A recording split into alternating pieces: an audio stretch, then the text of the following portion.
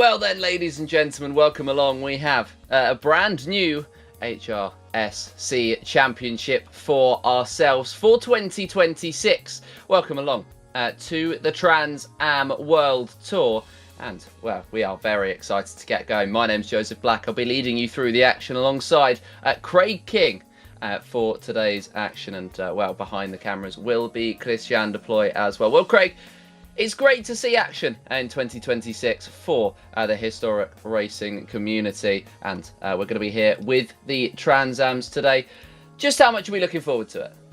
I mean, it's Trans Ams around Adelaide. I mean, I know it's not the old school Adelaide, it's a modern day, but the idea of just sending anything around the street circuit is something everyone loves to do. And to do it in cars a little bit more retro, a little bit more to what we were used to back in the day, I think it's going to be a fantastic combination. We've been watching the practice. A lot of drivers loving to throw that rear out. Classic Trans Am. Oh, they very much are. There's so much. They have the ability to be so unstable, and they've been making the most of it so far. I mean, it is the first round of our season. So if we take a look at our calendar, we are going to be seeing quite a few very, very good circuits indeed for ourselves. We've got Adelaide first, then Bathurst, our two Australian circuits to kick us off, then Suzuka, Road America, Motorsports, and then Buenos Aires and Kyalami to finish us off. April to August, the calendar. Craig, which one are you most looking forward to? I mean, you look at Bathurst, that's always going to be fun. I tell you one thing, though, Road America, it's just a classic. And being at the track that hasn't really changed over the years, so it really does make you feel like you're just still doing it in the old days. So I think that's going to be a track that's going to really keep your eyes up there. Same with Mosport as well. So when we get to America, I think that's when we're really going to get to see some real fun racing out here. It certainly is. And I do like when the two commentators have two different answers. I'm looking most forward to Suzuka and then Buenos Aires as well. Of course, a circuit that we've barely seen it's one that'll be very good to bring back. And then Kyalami as well, rumoured to be on the Formula One calendar very soon. So we get a good taster of it. But the first round of the season will, of course, be hosted at the Adelaide Street Circuit. Craig, talk us through this just over 2 mile circuit. Yeah, like I said, it's the modern day version, not the old school version. So that means we go straight onto Bartles Road, as they say nowadays. And that's going to be really good because that center chicane, a lot of drivers really being aggressive to cut those curves, and then down to Wakefield Road. The 90-degree corners are where everyone is starting to really just test what grip or lack of grip they're going to have, and really sliding out, using all the runoff there out of Hut Street down to Bartles Road to the infamous Turn 8. The only corner on the track without a name, it's a number, just because you don't need to call it anything else. So many races and championships have gone into that barrier on the exit of Turn 8, so look out to see if anyone's really going to catch themselves out there at Turn 8 before they get to the hairpin, and then back into the park.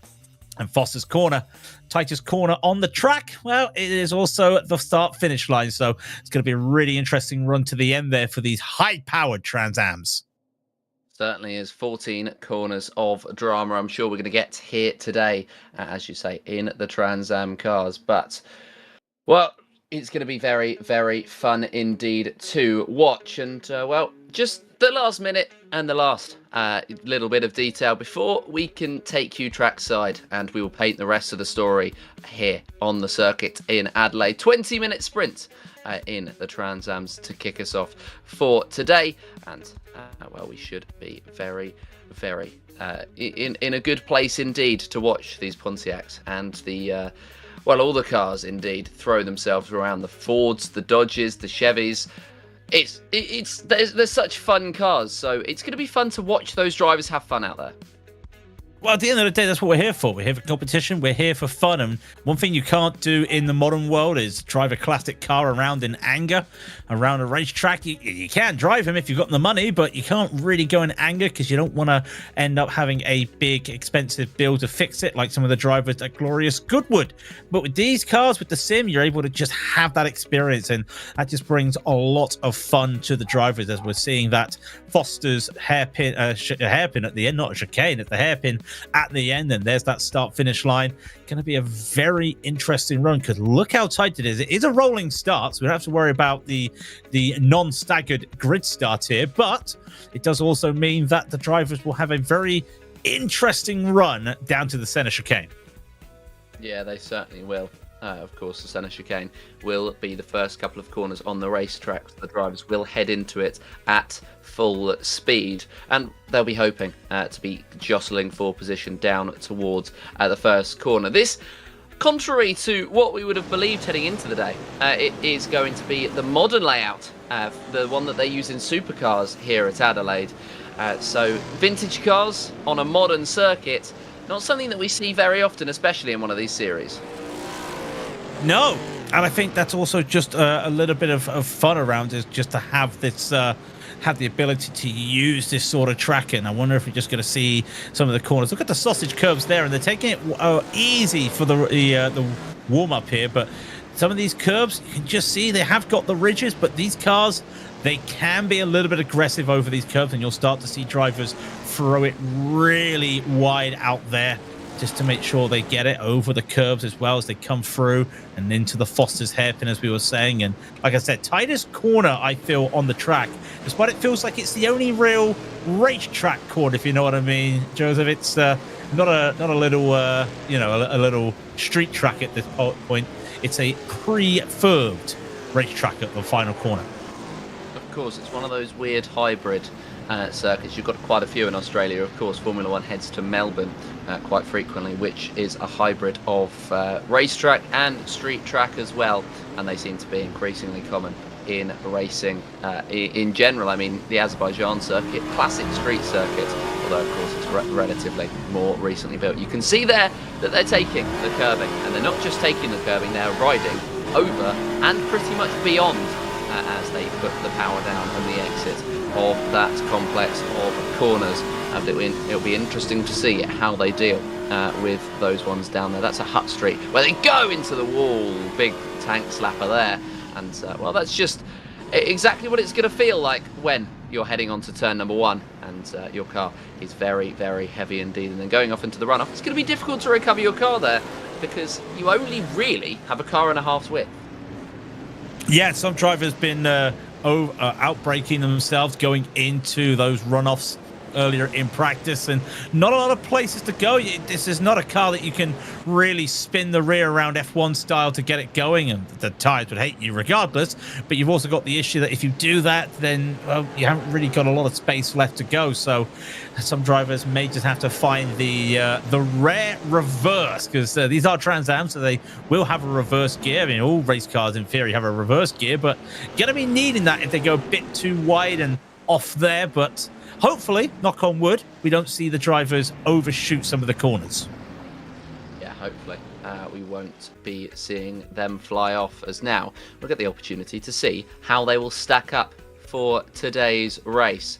And, well, it will be on pole position, Mikel Garda alongside Kasper Stolzer on the front row of the grid. The two Blue Thunder race team drivers starting at the very front. Sido Vaya in third place alongside Reece Gardner, who had a good qualifying performance, and Franek Gudrecki in fifth place. Nils Senkowski in sixth. Then Martin Beyer and Darren Andrews round out the top eight. Then from there, it will be Jerne Simoncic and Jake William rounding out the top 10. Nicholas Kirsten and Tom D in 11th and 12th.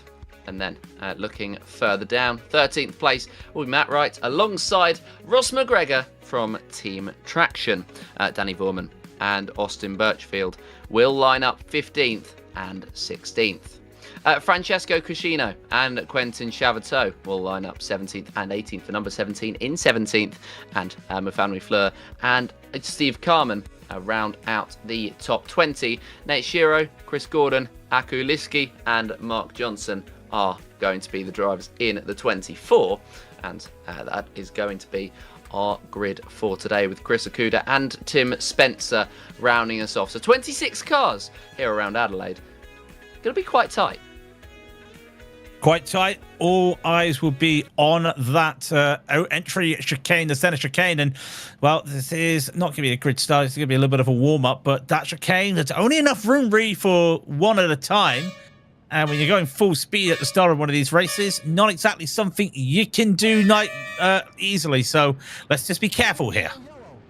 Yeah, they're going to try to be careful. Nils Senkovsky did jump the start, but don't forget this is the formation lap. We're going to have 14 laps of racing ahead of us. The 20-minute sprint is ready to get underway very shortly. The lap times around here going to be roughly around 1 minute 30 is what we're going to be seeing most likely.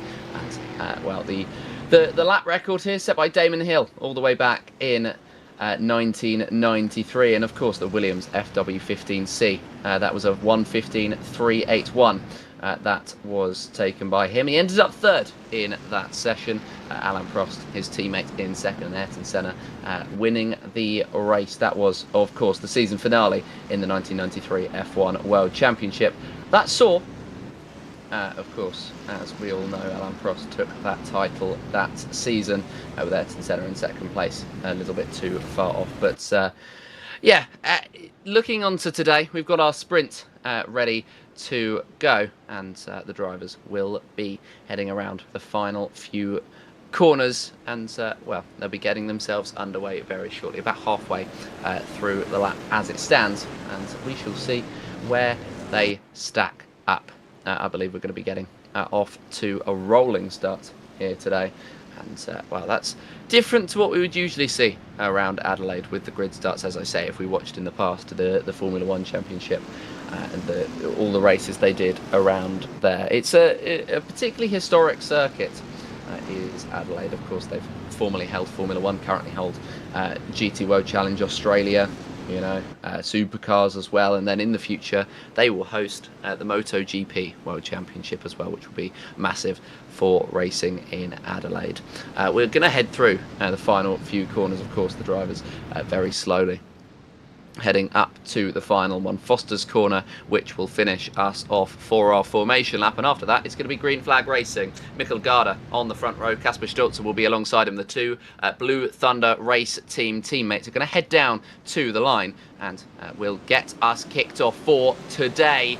It's green flag racing here in Adelaide, and it's a superb start for Mikkel Garda at the front row of the field. Kasper Stolzer and Sido Vaya will be alongside each other into turn one, but it will be Stolzer who will lead the way. They're all going to take so much curbing on the exit of turn number two, and who's that going to be lost out? A couple of drivers in the background who've had a problem. We'll see who that is later down the line, but it's a very, very good start for Mikkel Garda indeed, 2 by 2 as they head into Wakefield Corner and then down towards the Hutt Street area. They're going to be maximising the space around this circuit.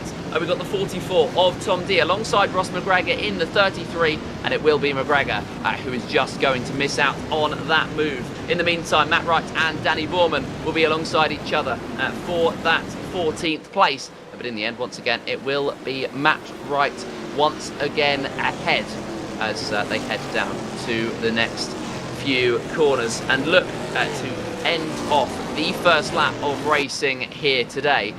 Garda has that gap of 0.8 of a second already, which is a big gap to gain, and there is very, very tight racing between some of these drivers. The number 9's been pushed wide, and that will be Andrews dropping down the order. Nicholas Kirsten throwing himself in there, as is D, as they continue their way through. More contact between the 33 and the 49, and that is going to be Matt Wright spun around just at the rear of McGregor, and that's very unfortunate for the Coup de Crew car to drop down this early on, but a big recovery on his hand. And his teammate Rhys Gardner, well, he finds himself in 4th as we end the first lap. In fact, he's dropped down to 5th place as they headed through the final sector, and I believe we may well be under safety car conditions. The 49 going around early on in this race, and Francesco Cuscino, I don't think, has been able to make it to this grid. But there is the safety car. There is our R Factor 2 safety car, and he'll be leading us away. Garda with that great start at the very top of the field in the 58. He was able to eke out that gap of about 0.6 of a second even before they reached turn one, because Stolzer was kind of worrying about Vaya behind for that second place. He wanted to ward off that number 6, which he did successfully, the Brabham Motorsport Dodge Challenge, managing to well, challenge into the first corner, excuse the pun, but nowhere really after that. Stayed behind in third place, and that is where he stays. You can see even under the safety car conditions, they're extending the track and going over the curbing. It is a very, very wide straight down here, down Bartles Road, but they will be taking it and maximising all of the space around it as they continue their way through this race. It is, of course, a 20-minute sprint, so we will be going very, very quickly through it. And, well, it's going to be over before we've even gotten going, it feels as though. And then, of course, we'll have that sprint race. Then we'll have another qualifying session to get ready for our feature race later on. So it's very much a format similar to the one that we'd see in the likes of Formula 2, where they have their sprint race and then they have a separate session for their feature, but of course they have qualifying before they do that. A couple of drivers going side by side, just trying to sort themselves into the correct positions under the safety car as they find themselves right now, and they're going to keep going on and try to fix themselves and get back into the correct position so they'll be ready for green flag racing. The safety car is in. So Garda will be taking us back to green flag racing very soon. Wright's going to get a penalty further back in the order. That's disappointing, but we are back to green flag racing, and Stolzer is going to be about 4/10 off the back of Garda. He's not quite been able to make that momentum up into the first corner. Is Jurne Simoncic going to be able to do anything on the back of Andrews? Not quite yet. He waits in behind. Simoncic cuts at the first chicane as he tries to keep that momentum up, and he might have Wright on the back of him with that penalty, looking to challenge the 49. Of course, had that spin earlier on. He's gotten back up the order, so he has rejoined the position where he would have been in and around starting. And, well, the number 10 all over the back of Jurne Simoncic at the moment. Nate Shiro at the moment in 16th place on the back of Mark Johnson, but also has the car behind of Akulishki to worry about. There's been a moment for somebody. Is it Mufan with Fleer in the 52? One thing's for certain, they're in 14th place, so I don't think they've lost out too much time because of it. And in fact, we are still under green conditions. Stolzer on the back of his teammate Via has dropped back by about 0.8 of a second with the 89, just trying to stay with his teammate. And it's a very good start for these two, especially as into the pit lane. Well, Martin Bayer's DNF from this race, so that's your answer as to who has had problems. Chris Okuda, Quentin Chavateau and Tom D all find themselves in the pit lane. And Stolzer gets very close to the back of Garda as they head into Foster's corner and out onto the exit. He doesn't quite have the overspeed because of the fact that he got so close to the back. Neil Sedkowski into the pit lane as Garda sets the fastest lap of the race, 1:29.796 for the 58. And they throw themselves once again over the Senna chicane and into the wall, in fact, for Kasper Stolzer as he just runs a little bit too wide on the exit, 6 tenths back on his teammate, and there is now over a second gap between Stolzer and Viner. Garda with a mistake. Stolzer will pounce and he will take the lead of the race. Garda just going into the wall on the exit of the Wakefield corner, and that will really cost him shed loads of time, or the entry even of Wakefield corner down Wakefield Road. But for him, that is a huge mistake, and he's got all sorts of pressure from Cedo Via in the Brabham behind now. As Stolzer has that gap of 1.1 seconds. That might be race defining for Garda as he drops down to second place. Where can Via find an opportunity? Because you know that he's got the momentum that he's going to want to keep up at the moment, but not quite yet. Garda has done pretty well to get himself back up to racing speed, and he's going to need to be able to keep himself up to racing speed as they continue onwards. And well, the fastest lap at the moment for Garda was a 1 minute 29.796. That'll be slightly slower than the 1 minute 29.744 for the Kasper Stolzer set, and the two at the very top of this field, the two Blue Thunder Racing Team drivers, are going to try and continue on. Not sure what's happened with the session, ladies and gentlemen, so we will just try to get that information to you when we get it, but it was certainly a very good start for Stolzer indeed, and he will try and keep that momentum up, whatever happens throughout the course of today. Don't forget, we have our sprint race, which we were in the middle of, not quite sure what has happened between now and then we're going to head on to our feature race afterwards. 5 minutes of warm-up, where we might get the opportunity to speak to a driver, and then just a clarification on the race details before qualifying will get underway. 5 minutes of racing, and then, or 5 minutes of setting the fastest lap time indeed, and then we will be going once again. And we're going to be restarting with 10 laps to go in this race, ladies and gentlemen. It is not an ideal start, but we're going to do what we can. Everybody is going to do what we can, and sometimes that is just the way that the game can go. So I believe if we are to go in the order that we finished on, because if we do the maths and we go, okay, well, we were on lap number 5, we were about halfway through it. We're going to do 10 laps to go, so we're going to go to 16 laps. It'll be Stolzer in the lead and Garda in second place. And, well, I think Garda's been handed a lifeline there. 1.1 off the back of Stolzer, as he was when we had that moment of reconnection. Because, of course, he made that mistake. And now he's had the opportunity to try and come back in his mind, really rebuild the way that his race has gone, because he's had a moment to calm down and reset himself. Via in third place will be wanting to pressure them into the first corner, or the first couple of corners, because our first corner is the centre chicane. So it's going to be a complex to start off the lap rather than one corner. And then they'll head out to Wakefield Road, which is where the mistake was made by Garda. And, well, that will be the way that they will potentially be starting the race after that. And they'll head down to Wakefield Corner, which is a... They head right before they go left onto Hutt Street, then a double right, which is where we saw they went very wide earlier on. And, well, the wider you go into the exit of Hutt Street, the quicker you seem to be able to go down Bartles Road and towards turn 8. Of course, as Craig mentioned earlier on, it's the only unnamed corner on the racetrack. Then the De Quetterville hairpin will take us on to the final complex. Then a couple of corners that don't even... They barely count as corners, which is why they don't have names on what was our wonderful track map. And then down to Foster's Corner, our final braking zone, before they come out to turn number 1. And there we go. There is our track map for you. I was reading it off on my end, but there we go. There's a visual demonstration of exactly what we have. 14 corners, 3.219 kilometres and 2.012 miles is what we will have ahead of the drivers.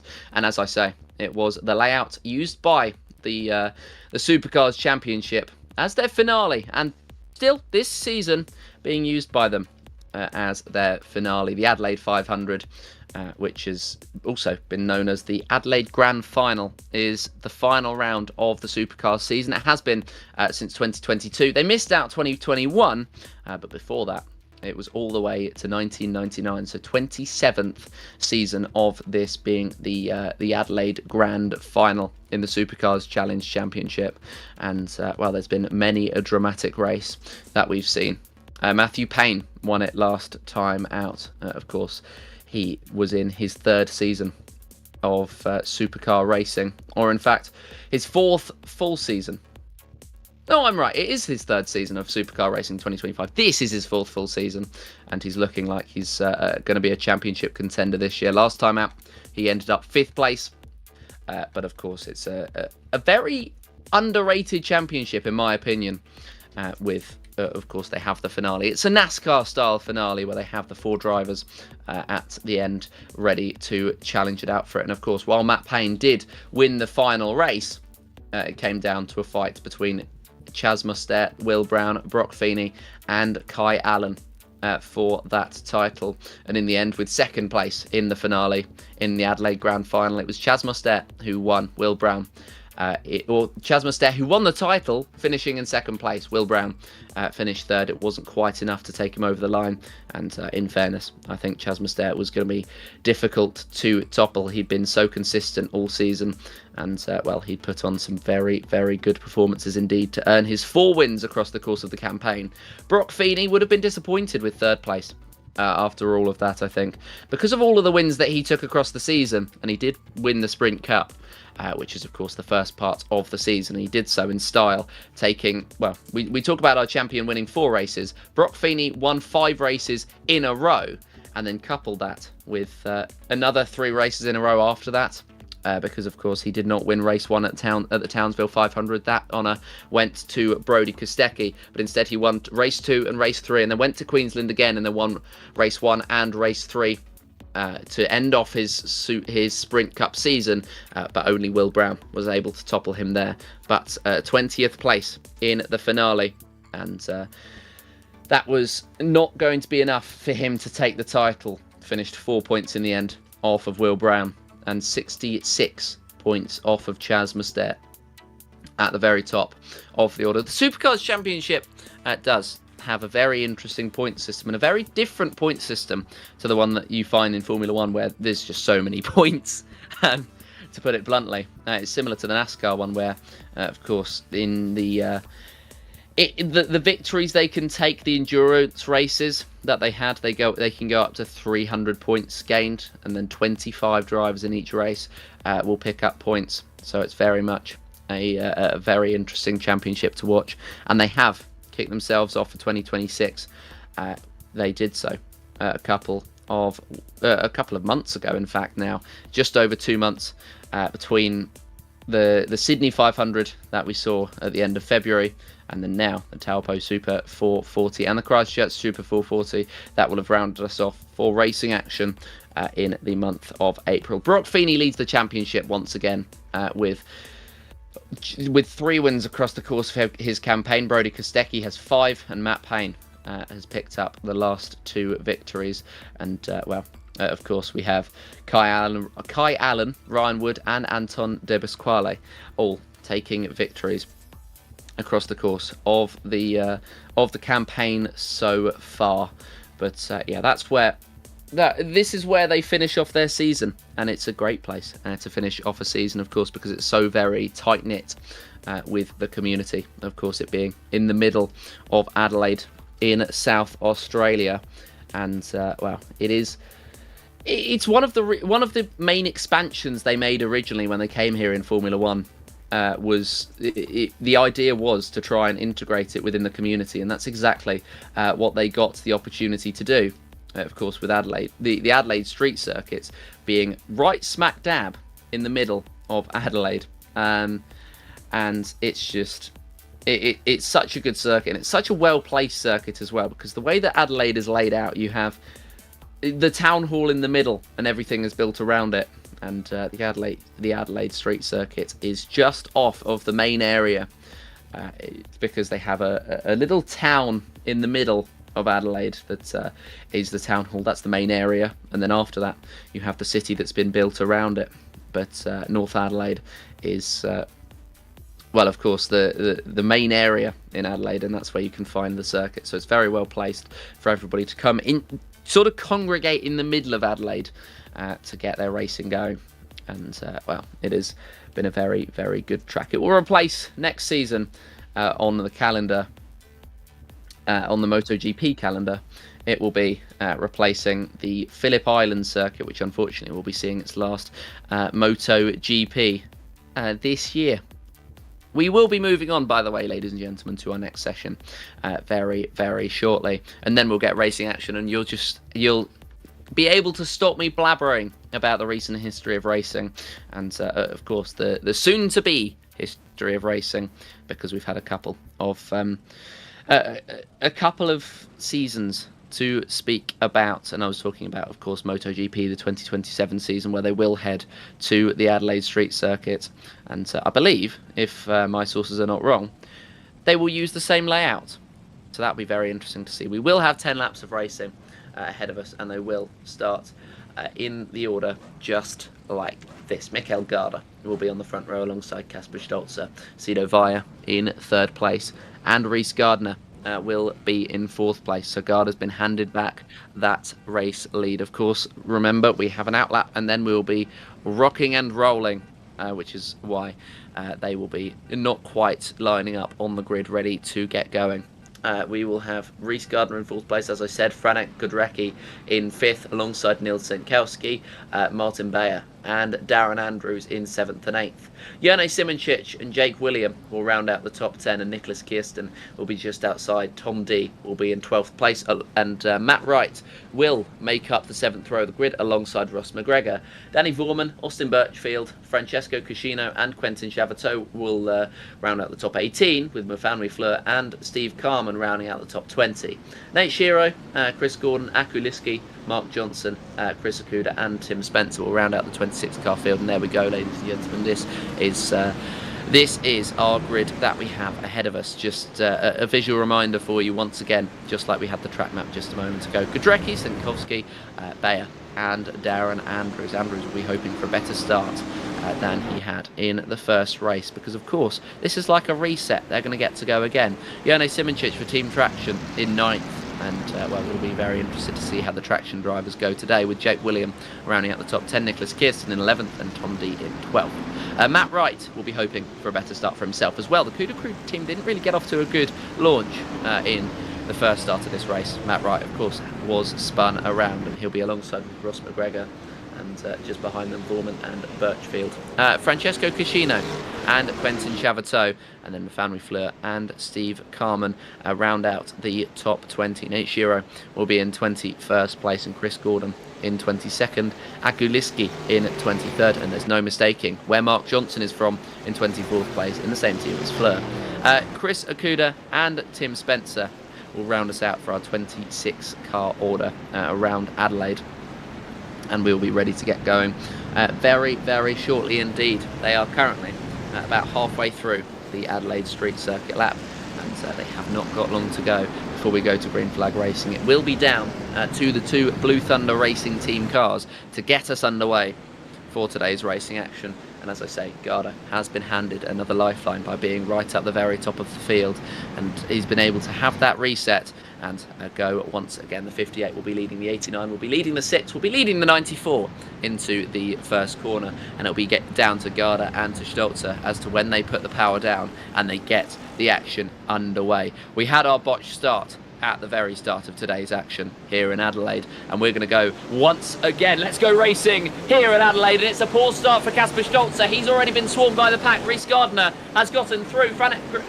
Gudrecki is going to try and do the same thing, and into turn 1 Neil Senkowski is going to try and send the move. Gardner stays ahead of the lot of them. Senkowski gets through as well, and Gudrecki is going to try and continue that fight onwards. Potentially a move in the foreground with Sido Vaya trying to go for it. The 89 trying to go around the outside of the 31, getting very close to the back of Franek Gudrecki, and they will remain in this little fight here. Is there going to be a move for Gudrecki onto Senkowski? Not quite yet, but he's looking very, very... the 31 is looking very sumptuous for Gudrecki at the moment, but Garda with a huge gap at the top of the field, and well, he's managed to eke that out to 3 seconds. Stolzer and Vaya will be jostling for position for second and third, but what a sensational start for Mikel Garda to find himself up the very top of the field. Gardner 1.8 off of the back of Vaya at the moment, and he's going to come under pressure. That might be a huge lunge from further back, as Stolzer is going to try and recover position. So he's dropped down. He's managed to get the double salvo on Gudrecki and Senkowski, and Senkowski is going to try and send it back sideways for Stolzer and off into the grass. He recovers, but that was a very, very hairy moment that will see Stolzer all the way down the order. And for the 89, it is a horror restart to this race. Now he's right in the thick of things. Now he's falling back into the hands of potentially Ross McGregor in the 33 Team Traction car. End of the first lap, and it will be Garda at the very top of the field, and Vaya find himself in second place. Third place will be Reece Gardner and Neil Senkowski and Gudrecki trying to duke it out for the top few spot on this field. Apologies, by the way, ladies and gentlemen, for the technical problems we've suffered this race, and I think we've got another one with the timing tower not playing ball. It said that Stolzer was behind Garda all of that last lap, and well, he dropped all the way down the order as we watched. So we are going to be seeing what they will do as we get back once again over the curbing on the exit of Hutt Street, and goes again to go down the straight. Senkowski in the 31, really ready to go racing with the car in front of him. Pulling off to the side is one of the cars in the background, and I'm not quite sure who that was. Would that have been I'm really not sure who that would have been. Would that have been potentially Gudrecki? Yeah, it would have been. I did think so, because now he's pulled off into pit lane.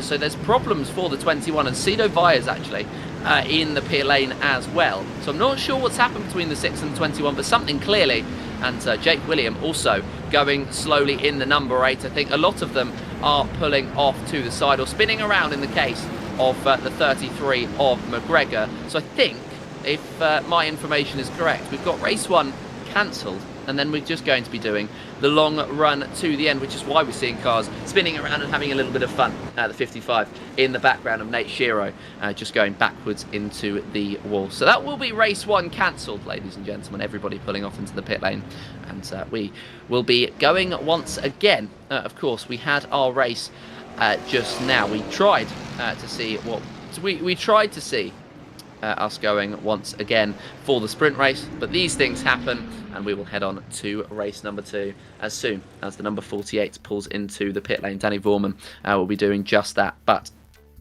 it's an unfortunate start to our day's action, ladies and gentlemen, but we will be getting 40 minutes of a feature race coming out very, very shortly around the Adelaide circuit. So make sure to keep your eyes out for that one. The 20-minute sprint race had to be cut short, unfortunately, but we will have 32 laps around the Adelaide street circuit to come up next in the Trans Am cars. And Adelaide, I mean, it's of course, I've talked about the recent history of the circuit, and well, hopefully it will be playing host to a very good feature race. The start of the sprint was very good if we ignore the safety car issues that we faced.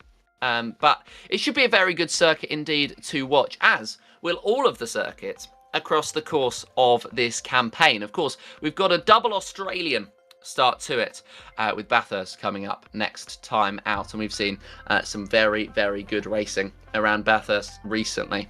And well, one race I saw particularly very recently, there was a car that's this was in open wheelers, a car that was flipped up on its side and flew into the wall, and was missing a couple of tyres afterwards. That was the drama that we saw at Bathurst just a couple of weeks ago. The drama that I saw at Bathurst a couple of weeks ago as well. But yeah, it's just such a dramatic circuit. It's one of the most challenging circuits on any calendar, really, and it's almost very underrated. It's almost up there, I'd say, the challenge of Bathurst with some of the most challenging circuits around the world, and I'd say it is probably within the top 3 in terms of challenging circuits in the world, because it's just so hard to keep the grip throughout an entire lap. And it's just so hard to keep that focus up, because racing around there, it tightens up, it opens up. It's so very dynamic and versatile that round 2 of this season will be absolutely drama. We will have Suzuka for round number 3 in June, at the start of June, and then Road America at the end of it. And we're going to get the opportunity to have a replay. We'll see what happened to Jerne Simoncic after we found out that we were going to red flag the race. He cut the first corner, he threw himself into the turn number 3, and Jerne Simoncic, embodying the true spirit of Australia, flipping upside down in the 19. And, well, hopefully we won't be seeing any of that in green flag racing, but in red flag racing they can do whatever they like. Jerne Simoncic just having a bit of fun there at the end of that race session, getting out some frustration, and yeah, that was good fun to see. The Team Traction car on its bonnet. Of course, if it was real life, a little bit scary, but that is the true nature of esports. We get the opportunity to see something like that and just have a little giggle. In the background, you can see the fans at the circuit, of course, waiting for the racing to get going, having a little fun in the fan area, the fan zone. And they, of course, have a Ferris wheel and a couple of fun things. The pod thing, I have never been able to understand why anybody would like it. But a Ferris wheel, I don't mind a little bit of a view over a city or anything like that, especially not a view over a beautiful city like Adelaide, where, of course, it's on the coast. You get the opportunity, if it goes high enough, because I didn't quite see how high it went, but it could go high enough just to see the coast. That would be lovely. I know I've been to the one. I haven't actually been to the I360 down at Brighton, but I have been on the wheel, and it was very good fun. We will take you, ladies and gentlemen, to just a brief word from some of those who brought us, or brought you, the action here today, before we'll be able to get to our feature race.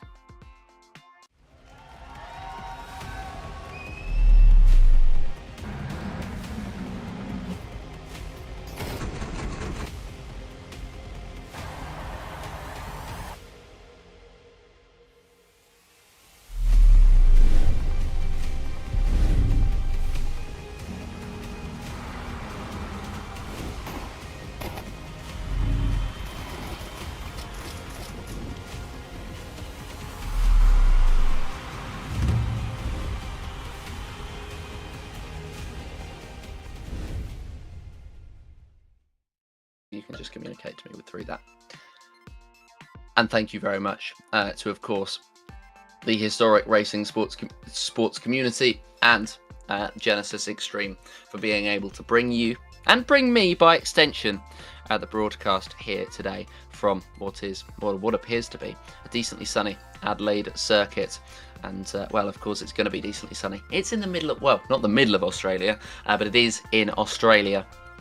And so the temperatures down there, very good, especially for some of us in Britain. I know that we are tying some sort of record here today for the temperatures. I've stayed mostly inside, but I have worked all week.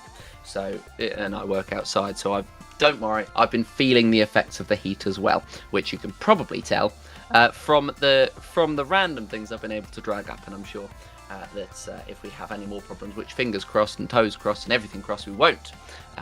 But of course, these things are uncontrollable, and there is only so much the organisers and the drivers and us at Genisus Extreme can do to be able to keep us going and keep the momentum up for the broadcast that we've got, and just have a little bit of fun whilst we wait for the cars to be out on circuit. But we do have good news, and that is that we may be able to get going soon. And I say may because I don't want to jinx anything, but the signs are positive, ladies and gentlemen, that we're going to be able to get back going for round 1 of the Trans Ams for the historic racing sports community. And the racing sports community I've been a part of for a while now. In fact, I've done a couple of broadcasts when they were doing their open wheelers last year. And, well, they were definitely a lot of fun. And so I was very happy that I was invited back, in fact, to come back to the Trans Am for this season. But yeah, the World Tour last time was a very, very fun season to be a part of indeed. I believe I did, if I remember correctly, which I may well not do. I believe I did the broadcasts for round 7 and round 8 of that season. 2 races where we saw them racing around Italian circuits. Of course, we're having a double Australian start to this season, but it was a double Italian portion of the season right there. As well, we got the promise of cars out on circuit, but we haven't quite pulled through with it yet. We're just waiting for all the information for Green Flag Racing, and then we'll be able to get going very soon. But yeah, one of the races that we did around Monza, I was alongside Alex Goldschmidt, and that was a lot of fun to be doing that.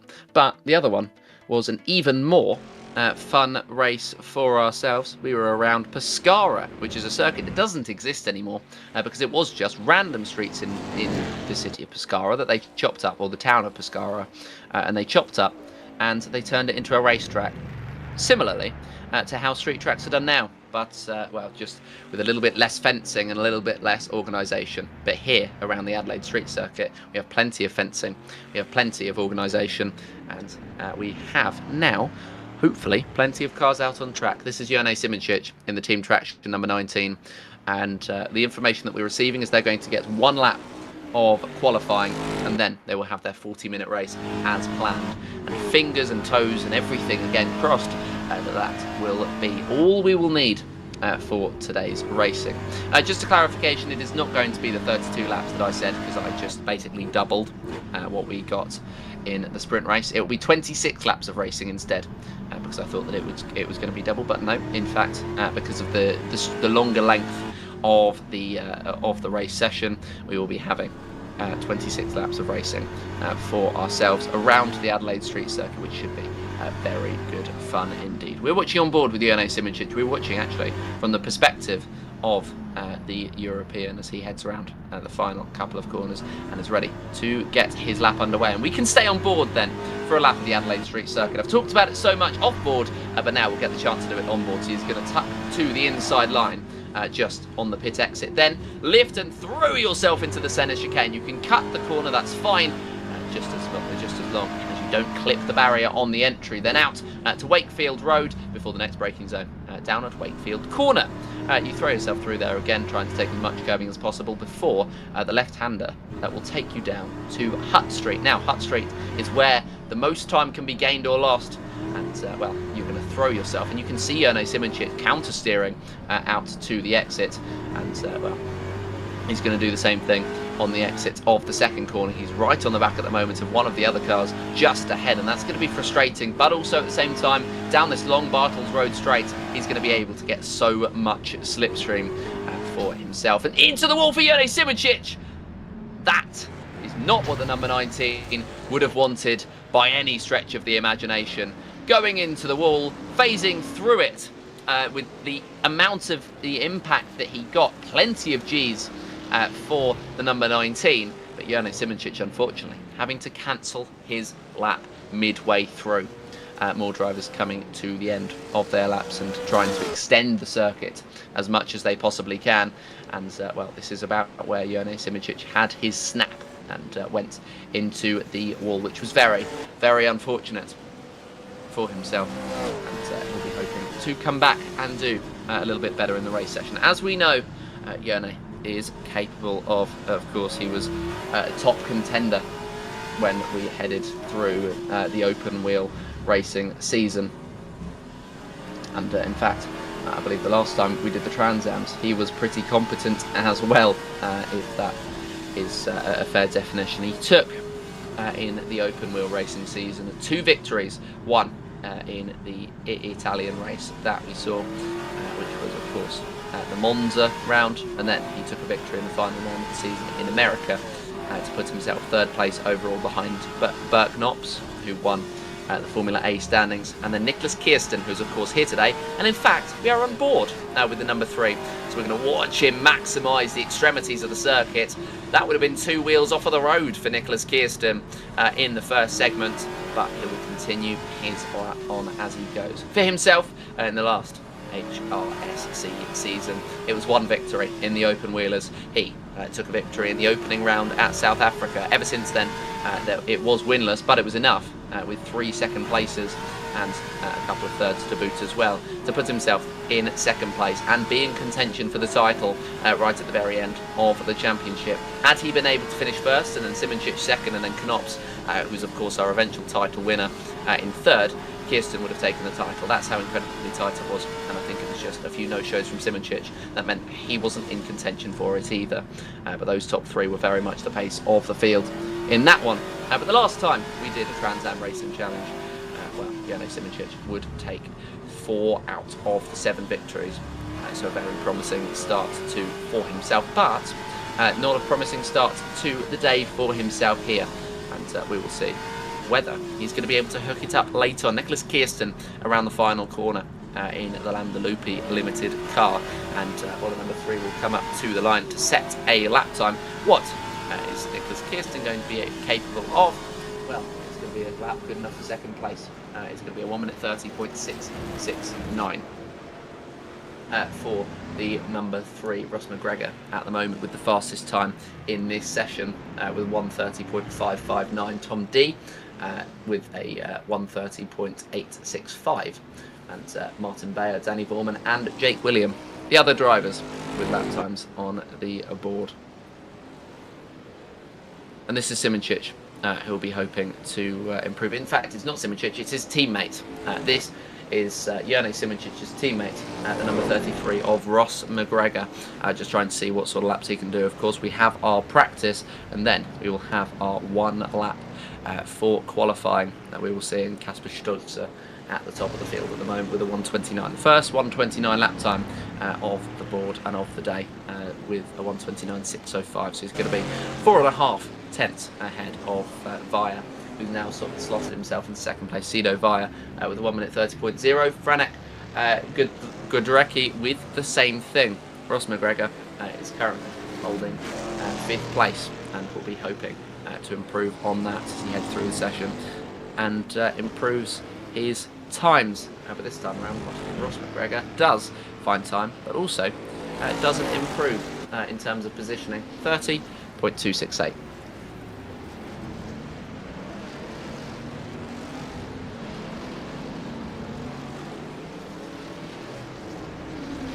1 minute 30 left in our session before we head on to the next one. And there is yellows in sector number 2 as drivers are just exiting, coming to the end of their warm-up laps now. And then we'll get 1 lap of racing. Tom D holding on to that sensationally. I mean, we saw Jone Simoncic do some counter-steering early on. The Origa Autosport 44 would have had to do some sensational counter-steering to hold on to that one. But he has done in the end. No improvement for Tom D because of the fact that he basically went at a 45-degree angle through the final couple of corners. But he was able to come to the end of his lap eventually. But Foster's corner threw up a couple of interesting moments for himself. Tom D under pressure at the moment in terms of track position. Now, from one of the Blue Thunder race team cars, Nick Garda has not set a lap time so far, so surely it is Kasper Stolzer. In fact, it is because Garda is in the pit lane. He's decided not to take part in this warm-up lap, but instead he will just go straight in to the qualifying session. So it's different approaches for all of these drivers, and you can understand it mainly because of the fact that there are different approaches to everything in life. And I think there's some elements of these drivers that will go, well, we've done, what, 20 laps of practice because they've done their qualifying and then we did the sprint race. And then add on to however many laps they would have done in the practice session they had leading up to the broadcast. They would have done so many laps. They don't even need any more practice for themselves, so they can just chill, take a rest, just make sure that they're in the session, and then they can head to the racing like nothing really happened, like nothing really matters for themselves in terms of the practice, because of course they've had all of that practice. And sometimes what can happen is you can overdo it and you can over practice, and then the circuit can become just a drag and you can get into too much of a comfortable rhythm. You don't really want to be comfortable in a rhythm racing, as the great Mario Andretti once said. If you are not on the edge, you are not going fast enough. And well, his sentiment rings true. Does the sentiments of the 1978 Formula One world champion. He was the 78. I think I'm incorrect on that one, actually. I tried to recall it off by heart, but I am actually, in fact, wrong. No, I'm entirely right. No, I am right. He did win it in 1978. I googled it as I said it, and he did win the title in 1978, did Mario Andretti. So, to the producer, well, I am correct. Thank you very much. I know my world champions, and if we get any more delays, I might start listing them. Starting with our 1970s world champion, Alan Jones, who is, of course, from Australia, which is where we're racing around here today. The only Australian champion that we have seen, although we have seen other drivers come close, and not many closer than last year, of course, which was unfortunate for Oscar Piastri. He was not able to become the second world champion to come to hail from Australia, but he could have the opportunity to do it once again. Did I say 1970? I meant 1980 for Alan Jones, our champion of 1980, hailing from Australia, and well, he will be heralded regardless of what Oscar Piastri does in his career for his performances in Formula One, a trailblazer for Australian sport. And well, he is a fantastic driver with that one championship under his belt between his 11 years of racing. We will have our race session get going very, very soon, but first we will have a 1 lap qualifying, which allows the drivers the opportunity to set just the 1 lap, and then we will head to the race. And this is the 1 lap that they will get right now. It says 5 minutes on the clock. That is absolutely right, because they will have enough time for an out lap and then 1 lap, and then they will have to come back into pit lane again. It'll be lap times around a 1 minute 30 here today for all of the drivers, and we await to see what they are capable of doing. Of course, we saw in that practice session, Stolzer did set a 1 minute 29, and well, that will be, I think, the target time for a lot of these drivers. But we do have an indicator of the qualifying laps that they'll be hoping to get, based on at the qualifying session that they did earlier on. That was not broadcast, so we won't quite be able to reference exactly all of their lap times, but it will be in the 29s that the drivers will need to be at minimum if they want to challenge for the pole position here in the Trans Am World Tour Round 1 around the Adelaide Street Circuit. Neil Senkowski currently we are watching on with at the moment. And he's, of course, another driver that competed in the open wheel racing series, but did not do much of note in the Formula A's, and that's because he was in the Formula B's and did quite a lot of note. In fact, every time he raced, barring one, he took a victory. The only time that he didn't, he was in second place around Britain for round number 5 of the season. So a fantastic performance from Neil Senkowski. 100% for the Wilkes Sport car, apart from that one Great British race. But he'll be hoping that he can replicate it now that we've put things over those tyres to close them up. And he'll be racing here today in the Plymouth Barrack for the Wilkes Sport 31 team. He's not the only Plymouth Barrack out there on the circuit, and he won't be the only Plymouth Barrack out there racing today, because he will be alongside Martin Bayer, Jake William, Matt Wright and Darren Andrews and Reese Gardner as well. So the CUDA crew joining him and joining Jake William in racing with the Plymouth Barrack. The Wilkes Sport 31, the only Wilkes Sport entrant here today, and he is purple in the first sector with the 25.956. That is most likely because the 31 is going to be one of the first drivers to set his lap time, and we'll see what he can do. Senkowski purple in the second, and he's had that purple snatched off him in the first by Kasper Stolzer, who set a 25.662. Nobody else even able to hold a candle to that. The next closest is in fact Senkowski's, which is 0.3 off of the back of our current purple sector. Once again in the second sector, Kasper Stolzer has stolen it right back off of Neil Senkowski. But for the 31, he will briefly and potentially stay, but he will start on pole position at the moment with a 1 minute 30.138. That is the target lap time for everybody to beat. Kasper Stolzer was purple in the first, but Mikael Garda has stolen it off him in the second sector. So Stolzer around the final corner now. He will be, I would imagine, beating Neil Senkowski because he was quite a significant chunk quicker in the first sector, but not quicker than Garda in the second sector. But in the third sector, where is he going to go? It's a 1 minute 29.363. So in the end, just about ahead of Neil Senkowski, 0.8 of a second between the two drivers. He's up the top. Jone Simoncic splits the two with a 30.121, so only just ahead of Senkowski. But Mikael Garda on that pole position, 29.093. So instead they were aiming for 29s. He's almost gotten into the 28. Nicholas Kirsten will line up third place as it stands with a 29.898, and we're just waiting for everybody else to get to the line and set their times. We're waiting for Sido Vaya in terms of those who have the opportunity to be up at the top. Franek Gudrecki as well. Those two may well make their way up to the very top of this field if they can hook up this final sector, and you can see how much Sido Vaya is pushing in that Brabham. The target time, as we can see down the bottom, 29.093. If he wants to be on the front row, 29.3 set by Kasper Stolzer. Then 0.5 between Stolzer and Kirsten, and then another 3 or 2.5 between Simoncic and Senkowski for 4th and 5th. Gudrecki goes up to 3rd place. Sido Vaya does not. He goes up to 5th after a slow final sector, 0.4 slower than Franek Gudrecki, who went slower, much slower than Sido Vaya in the second sector. But the first and the third went the way of Gudrecki, so he will line up on the second row of this field. Tim Spencer, the last drive out on circuit, apart from Chris Okuda, and I think that might be the end of our qualifying session. I don't think Spencer is going to get the time to set a lap time on the board with 10 seconds to go and 1 minute still to go in his lap. So it will be Mikael Garda on the front row of the field alongside the Blue Thunder Racing Team teammate for himself, Kasper Stolzer, once again. So a sensational start to the campaign for those two, and for the team of the Blue Thunder as well. But it is Mikael Garda on the front row of the field.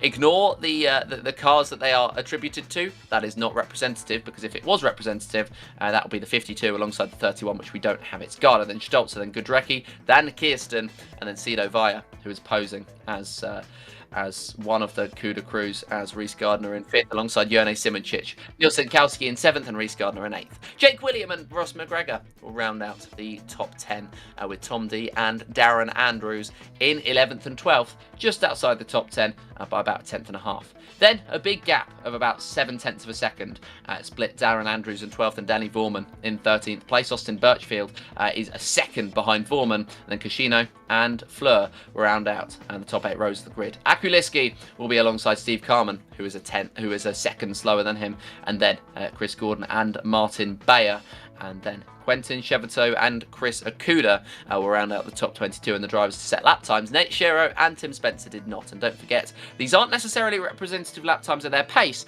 It's just representative of who was able to hook it up in that qualifying session. Matt Wright and Mark Johnson will round out the 26 car field for today.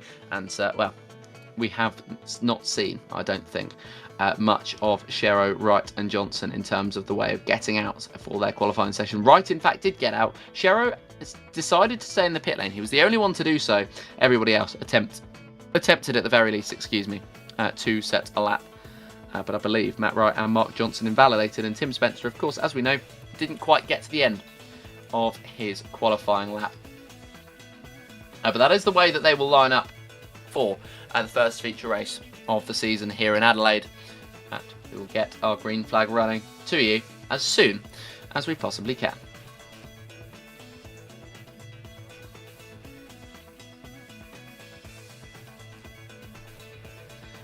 But don't forget, we will have our warm-up before we head to our session, just to give the opportunities for the drivers to get used to the circuit once again, because of course some of them didn't head out in qualifying, some of them just flew through in that qualifying session.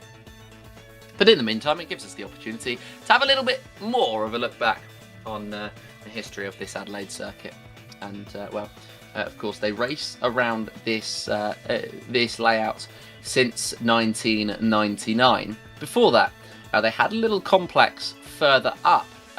They continued along Hutt Straight for a little bit longer. There was a bit of a kink before you headed up to turn 8 and 9, and then basically Bartles Road was cut off. They didn't use that. I think that was used as some sort of escape road. They just had a very top of the circuit, and then there was just they extended the straight that the De Quetville hairpin ends, and turn 8 didn't exist for anybody out there.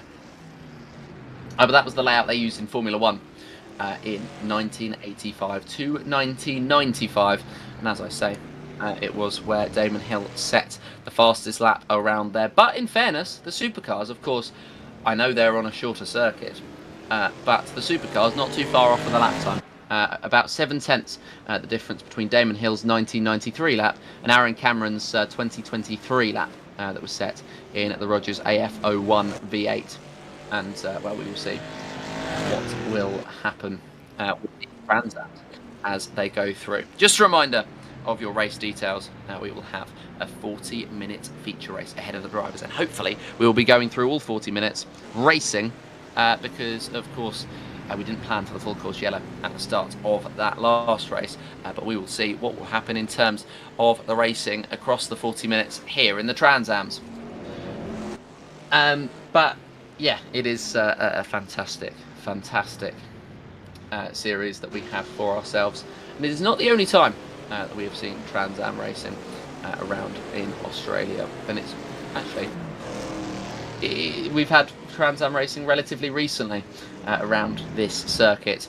And 2024 was the last time that I've been able to find that Trans Ams were racing around the Adelaide circuit. They joined the Adelaide Grand Final for the final round of their campaign in the Australia National Trans Am Series. There, it was the Todd Hazelwood who took the title, clean sweeping the Adelaide season finale, and well, Lachlan Everett, who managed to find some pace. He was sort of in and around the mid-top 10s throughout the course of that campaign, but he managed to find himself further up the order and managed to pick up a third, a second and a second, and then the other podiums went to Blake Tracy, who came second, Elliot Barber and Adam Garwood, who finished second and then third respectively.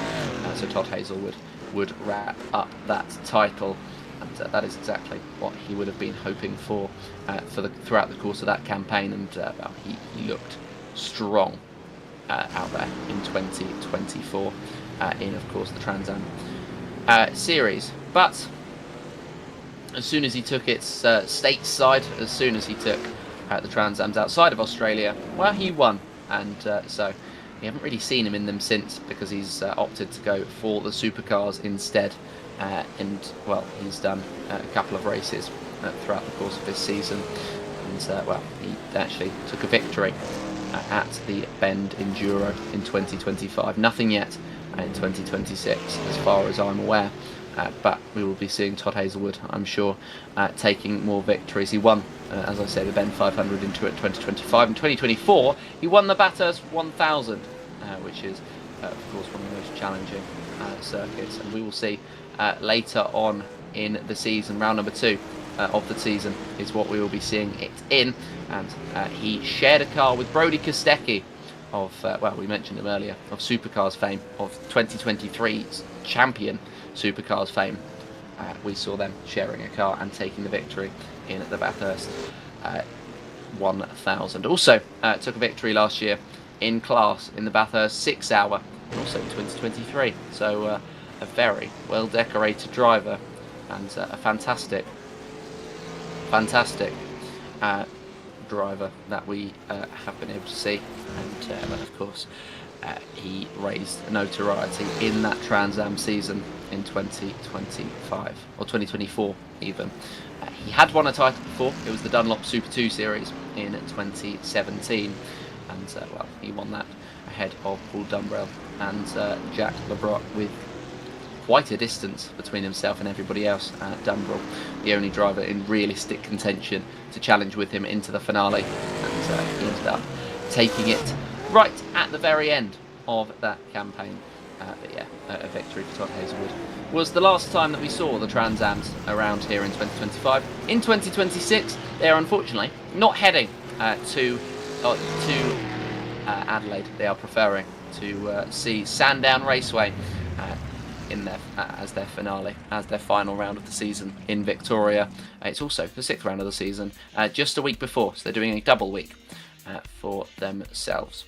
Just to remind you of the grid that we've got ahead of us, because I'm talking about lots of random drivers. Todd Hazelwood, who is, of course, a random driver. I could have mentioned Brody Kostecki as well, I mentioned a minute ago. But just to run you through the order that we will have for ourselves, it will be the 2 Blue Thunder race team cars at the very top of the field. As I said again, ignore the cars that are on there, because Neil Sitkowski is not on the front row of the field or in pole position.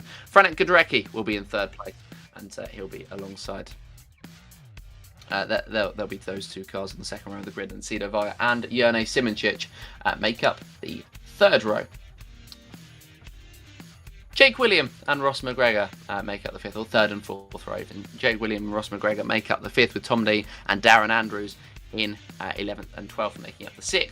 Danny Vorman, Austin Birchfield, Francesco Cuscino and Mafan Fleur rounding out the top 16 and the top 8 rows on the field. And rounding out the top 20 will be Akuliski, Steve Carman, Chris Gordon and Martin Bayer. That will be our top 20 out of the 26 cars that we'll have for the first round of our Trans Am season. Ignore the Open Wheel Racing Series part. Quentin Chaveteau will be in 21st alongside Chris Okuda, Nate Shiro in 23rd, and Tim Spencer will line up 24th. Matt Wright and Mark Johnson rounding out our field. Matt Wright hoping that he'll be able to climb himself up the order a little bit cleaner than last time out, because of course, don't forget, he span in the early proceedings of the sprint race. And now that we're heading to the main race itself, we shall wait and see.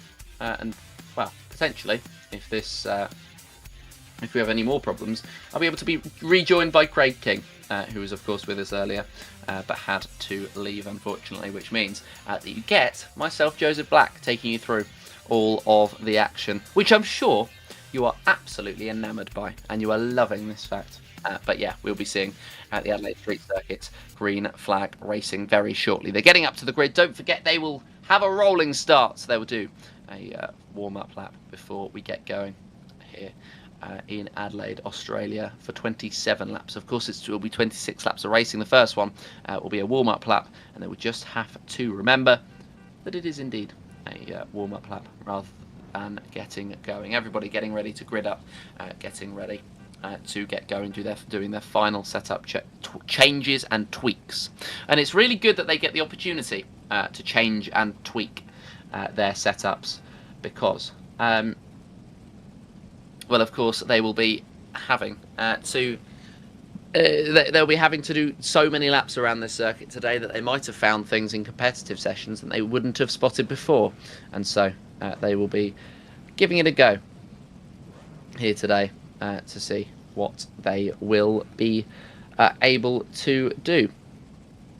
And yeah, in fact, we will be able to get Craig King back with me very shortly.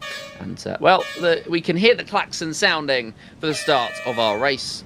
And well, they will be rolling off of the grid to start off our formation lap. It's a bit of an anticlimactic start to the race, of course, as well, we get ready for our formation lap. They're just sort of sorting themselves out into the first corner and getting themselves ready for 26 laps of racing around the Adelaide Street Circuit, which will be very, very fun to see indeed. This is your poleman, Mikkel Garda, who looked very, very good indeed to start off our day. But of course, that big mistake that we saw earlier on, Kasper Stolzer will be hoping to pounce upon something similar to that. Franek Gudrecki will be in the third place alongside Nicholas Kirsten, as they'll be hoping to challenge into the first corner. Sido Vaya, a little bit further down than he was after the first qualifying session.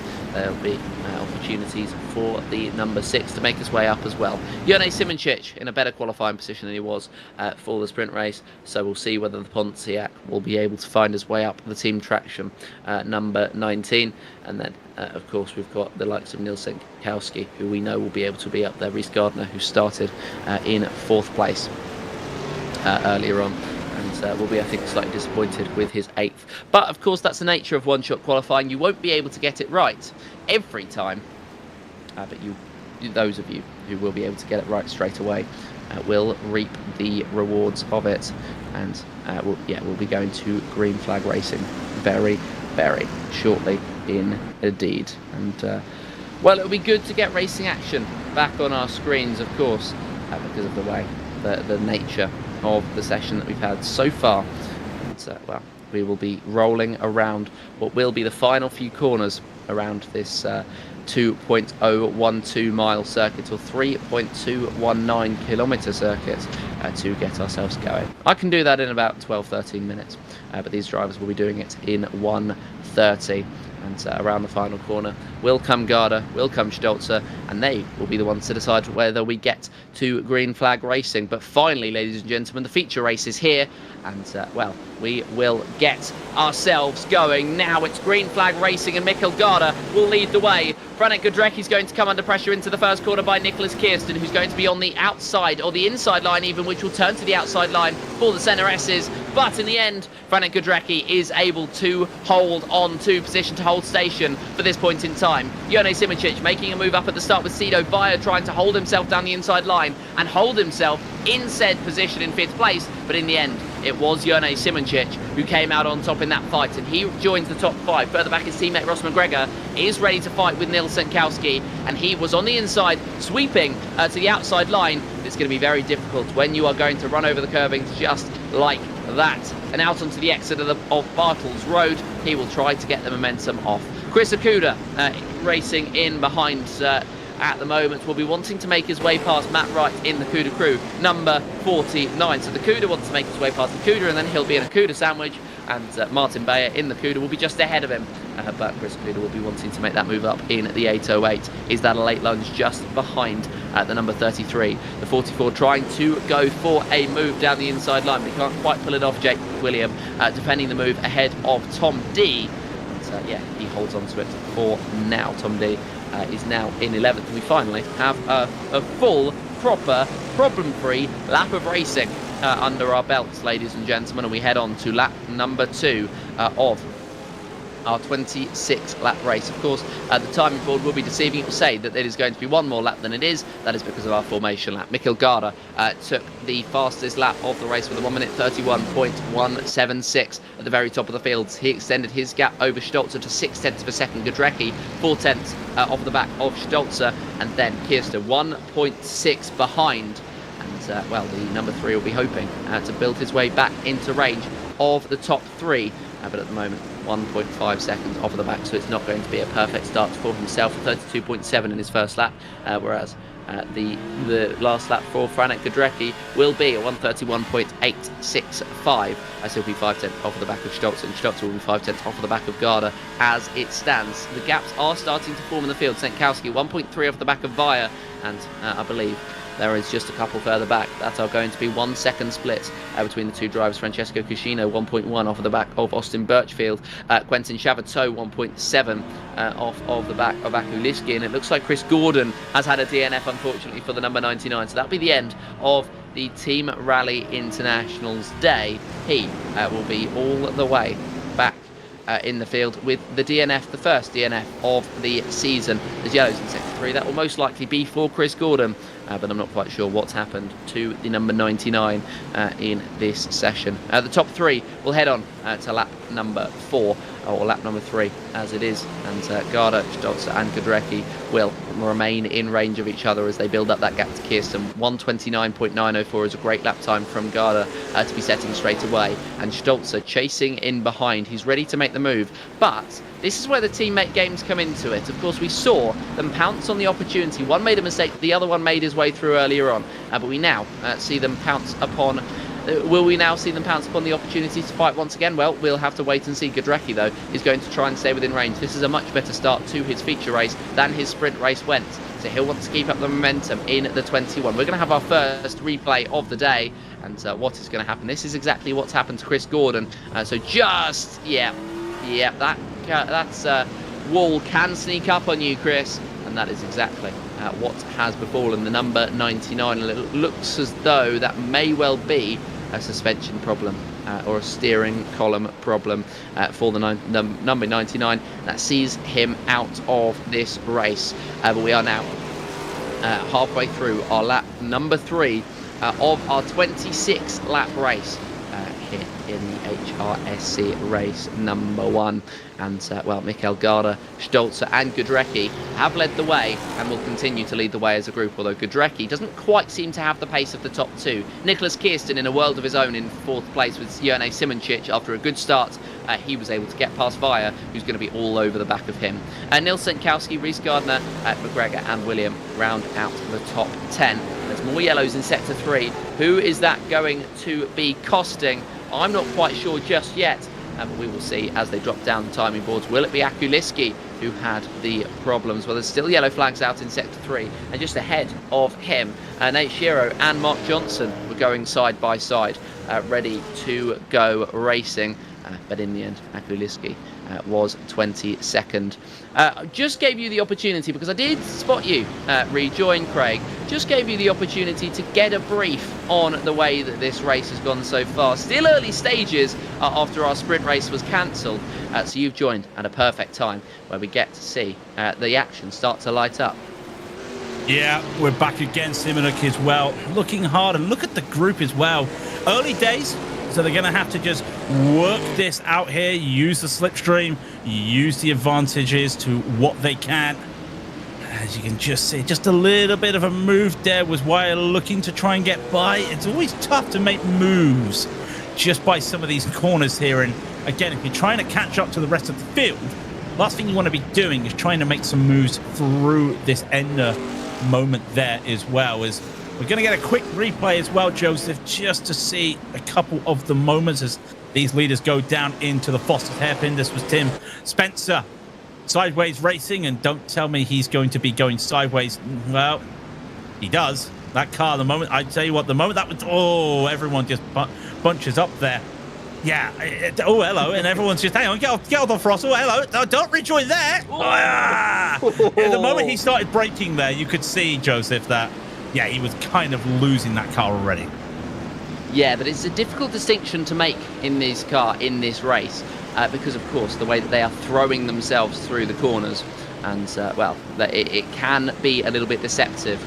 But yeah, for him it was not very good. For the number 49 as well of Matt Wright, you can understand kind of why he just continued to pin the throttle down, because he's had a very frustrating day. Span round in the first race of the day, was not able to set a representative lap time in qualifying, and then of course that moment with Reece Gardner or Tim Spencer even, who is now DNF'd unfortunately. Matt Wright is part of the team with Reece Gardner, which is where my distinction lay. Sido Vaya trying to go to the outside of Jurne Simoncic, who will defend, and there may well be a little bit of a bump between the two on the exit of the corner. Simoncic trying to stay within range of Nicholas Kirsten. Sido Vaya thinking that he's going to be the one, or he should be the one, to challenge, because he will feel a little bit faster, having qualified third in for the initial sprint race.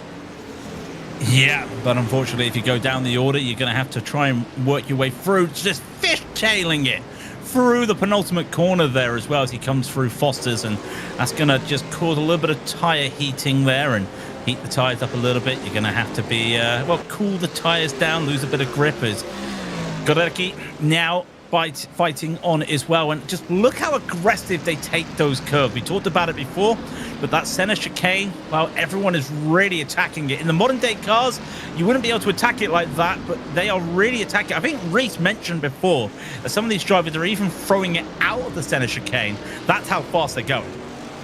Yeah, they very much are throwing it through all of the corners, it seems, and of course through the centre chicane. They're basically all cutting at the centre chicane early on in this race, and I'd imagine they'd continue to do so throughout the course of the feature. They would certainly doing so in the sprint race, and it saw for a great moment earlier on where we saw the red flag was called out, and instantly Jurne Simoncic was on his bonnet after going over the curbing in the chicane. Just a little bit of fun before we got back to green flag racing. Tom D straight into the wall.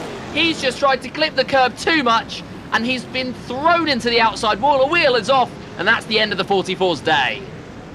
Hard hit there. If you didn't know any better, you'd think that was brake failure, but no, clipped too much of that curb, and well, that unfortunately was all she wrote for him today. That's a lot of damage. They're gonna have to take the car back. 3 wheels on his wagon, and that's the last thing you want to be doing, is racing with 3 wheels. As these 5 now with 20 to go, well, you're in it for the long haul right now. As Simoncic right there with Wyatt, Santosky, Gardner, and well, just McGregor just missing out there.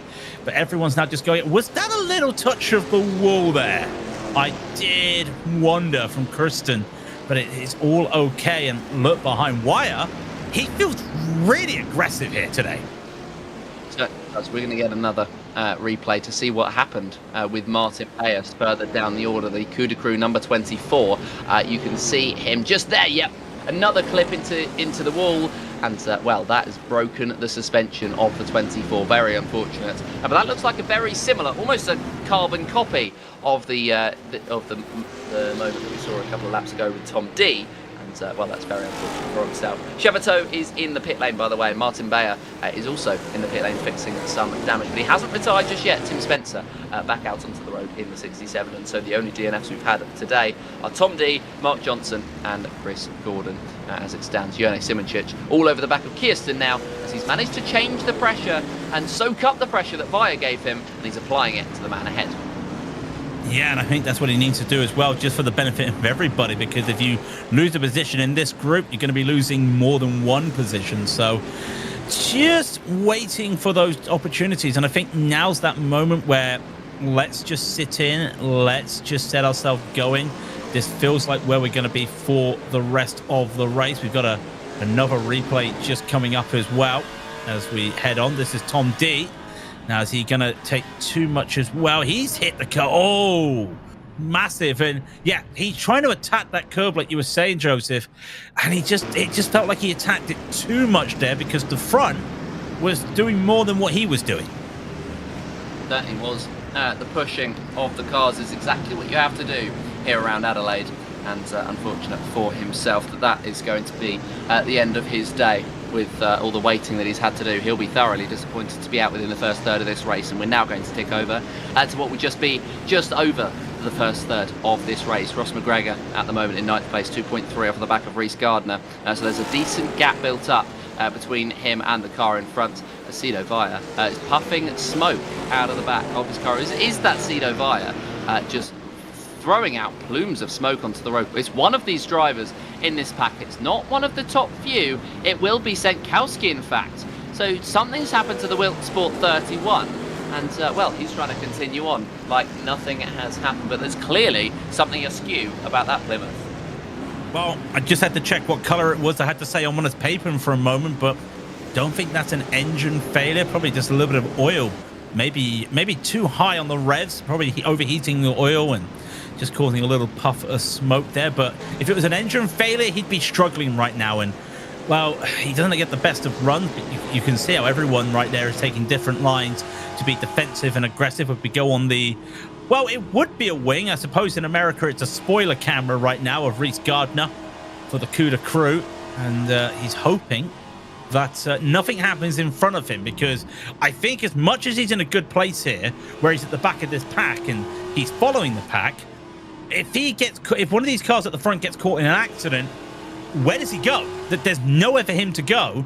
So he's going to be happy riding with the pack. He just wants to make sure the pack don't all crash out right now. Yeah, and I think that's why we're seeing Sido Via stay off at the back of Jurne Simoncic as he is, because the gap hasn't really, apart from on the straights, come down below 5 or 6 tenths per second. And I think that's exactly what he's trying to do. He's trying to manage it at the moment, as there's really puffing plumes of smoke off the back of Senkowski. So we'll find out what's happening to the 31. That's a big moment for one of these drivers. It was Via who went a little bit wider than Rhys Gardner, who almost did the same thing as well. We were watching on board with them with the 94. He had a bit of a slide out of the corner and he would just remain in behind it. Might be slightly off-putting for Gardner, knowing that Senkowski is having some form of problem, and it might be throwing a little bit of slickness onto the racing line. Last thing you want, even with these sort of tyres, is losing grip out there. So let's just hope that's not going to prove anything. Or a little slide there by Gardner through the Foster's corner. And he's hoping he does have a little bit of luck there, because the last thing he wants is to see Niels with a lot of luck. But if he was dropping anything right now, that chicane would look very treacherous. I don't think he is. Everyone can cross their fingers. There is a yellow in sector 3, and I believe that might be one of the back markers as well. Yeah, they're just having to most. That's Tim Spencer. Well, he's been sideways once today. I don't think he wants to be going sideways anymore. He did come back out after that crash and got that car going again. But as we get back to the leaders, and look how close they are hit, almost touching that barrier every time they come by. Sido is also taking such a different line here, and I'm worried because now that Rhys now smoking as well. Yes, and that's a lot more smoke by Rhys in the background. It certainly is. They seem to be. It's almost like it's a virus that they're passing on with the way that they're having some form of problem. The back, big slide for Rhys Gardner. But he's able to catch it, but he's lost a little bit of time that he'll be able to make back up simply because they're in a train ahead. So a big mistake from Rhys Gardner, not punished, and so he will remain in there as the two Blue Thunder Race Team cars are just extending their gap away from Godrecki now, who's in no man's land in 3rd place. And, well, that's what I said could be possible early on. Godrecki was trying to cling on to the back of these two, but now these two have just been able to extend that gap, and they look like they're going to extend that gap as much as they can, because they're going to work together, because they are teammates. Yeah, and because of the fact that the pace is better than what these guys are doing in the behind them, then there's no reason for them to even look at even slingshotting. And did Kirsten there just have a little bit of a slide too much there, I wonder, is almost just bunched everybody up once again. Should be okay, but yeah, I was just worried there for a moment. That slide, I know we talk about the natural slide these cars have, got to throw the cars in, but that felt very slidey by that Camaro, and I was just wondering for a moment if that was just going to cause an issue. But again, I wonder now, you see that pack behind, I wonder if they're catching up now. McGregor, it doesn't feel like it, but it feels every time we come to the camera, they're looking closer. Yeah, they certainly appear to be. They certainly appear to be getting closer and closer and closer, and actually Jurnej Simoncic has got an opportunity on the outside of Nicholas Kirsten, but no, he just hasn't gone for the move. There wasn't enough of a gap for him to make his way through, and the number 19 remains in behind for the time being. Nicholas Kirsten at the moment doing a very, very solid defensive job because of all that pressure that he's got from behind him. And, well, you can imagine having Jurnej Simoncic, having one of the top Slovenian drivers right in your rearview mirror can be pretty scary. But at the same time, you can also use it as experience because I've managed to hold off a driver like him. That's always big. Hold on to it there. I saw that wire. Almost losing out there as now I think the pressure's starting to hit because look how Kirsten is trying to defend right now. Taking different lines, trying to hold off that Pontiac and making sure that he doesn't have it. And I think that moment there from Wire just allowed these two up front to be a little bit more aggressive because, yeah, he's right on that bumper right now. He's really looking. If he wanted to, he could push that car through, but doesn't get a good run as they head onto Bartlett's Road. It's going to be all about getting that good run, of course, because I don't think if he doesn't get that good run, this will end well. I think if he was to go for it and he wouldn't get that good run, I think then they may well come to blows, those two cars, just because of the nature of this circuit and the fact that they would just be going for moves last minute and it would get a little bit scrappy at the very top of the field, and of course they would both lose time, which would open up the door once again to make Nils Tsenkovsky and Rhys Gardner really think about making those moves up ahead. So it's a very, very difficult balancing act for these drivers, and they're just going to have to think about it. Also, at the same time, Simoncic's teammate slightly further back, Ross McGregor, he'll be hoping that McGregor will be able to come into the pack as he looks like he's going to, and then act as a little bit of a buffer maybe for the cars behind. Fight them so that Simoncic has free rein to attack. Yeah, every driver needs their wingman, and I think that's what he needs right now as Nils is trying to attack. And look at the commitment there. Going to have to try and do this around the outside. Almost slides it around the outside there, and they're still side by side, and that'll allow the inside there as Wire's going to have to just accept this, or so you would think. They're going to keep this side by side, and you're going to be losing some time to the front here, boys, as that's not going to be handy for you. But still side by side. This is what you want to see. You want to see Trans Ams battling. Curves almost throw everybody off. And, well, Joseph, they're still side by side after, what, 4 corners? Yeah, sensational. Rhys Gardner's trying to make it 3 wide as they do stack out in the end via Tsenkovsky and Rhys Gardner in that order. Gardner's actually, in the meantime, made a move for the race lead, and so he now holds it. Kasper Stolzer was trying to fight, and in the end, it was Gardner that came out on top of the 2 drivers, and they're going to continue to fight it out, aren't they? Rhys Gardner to the inside of Jurnej Simoncic. Is he going to get it, or Rhys McGregor even? Rhys Gardner is going to get past Ross McGregor and move up position.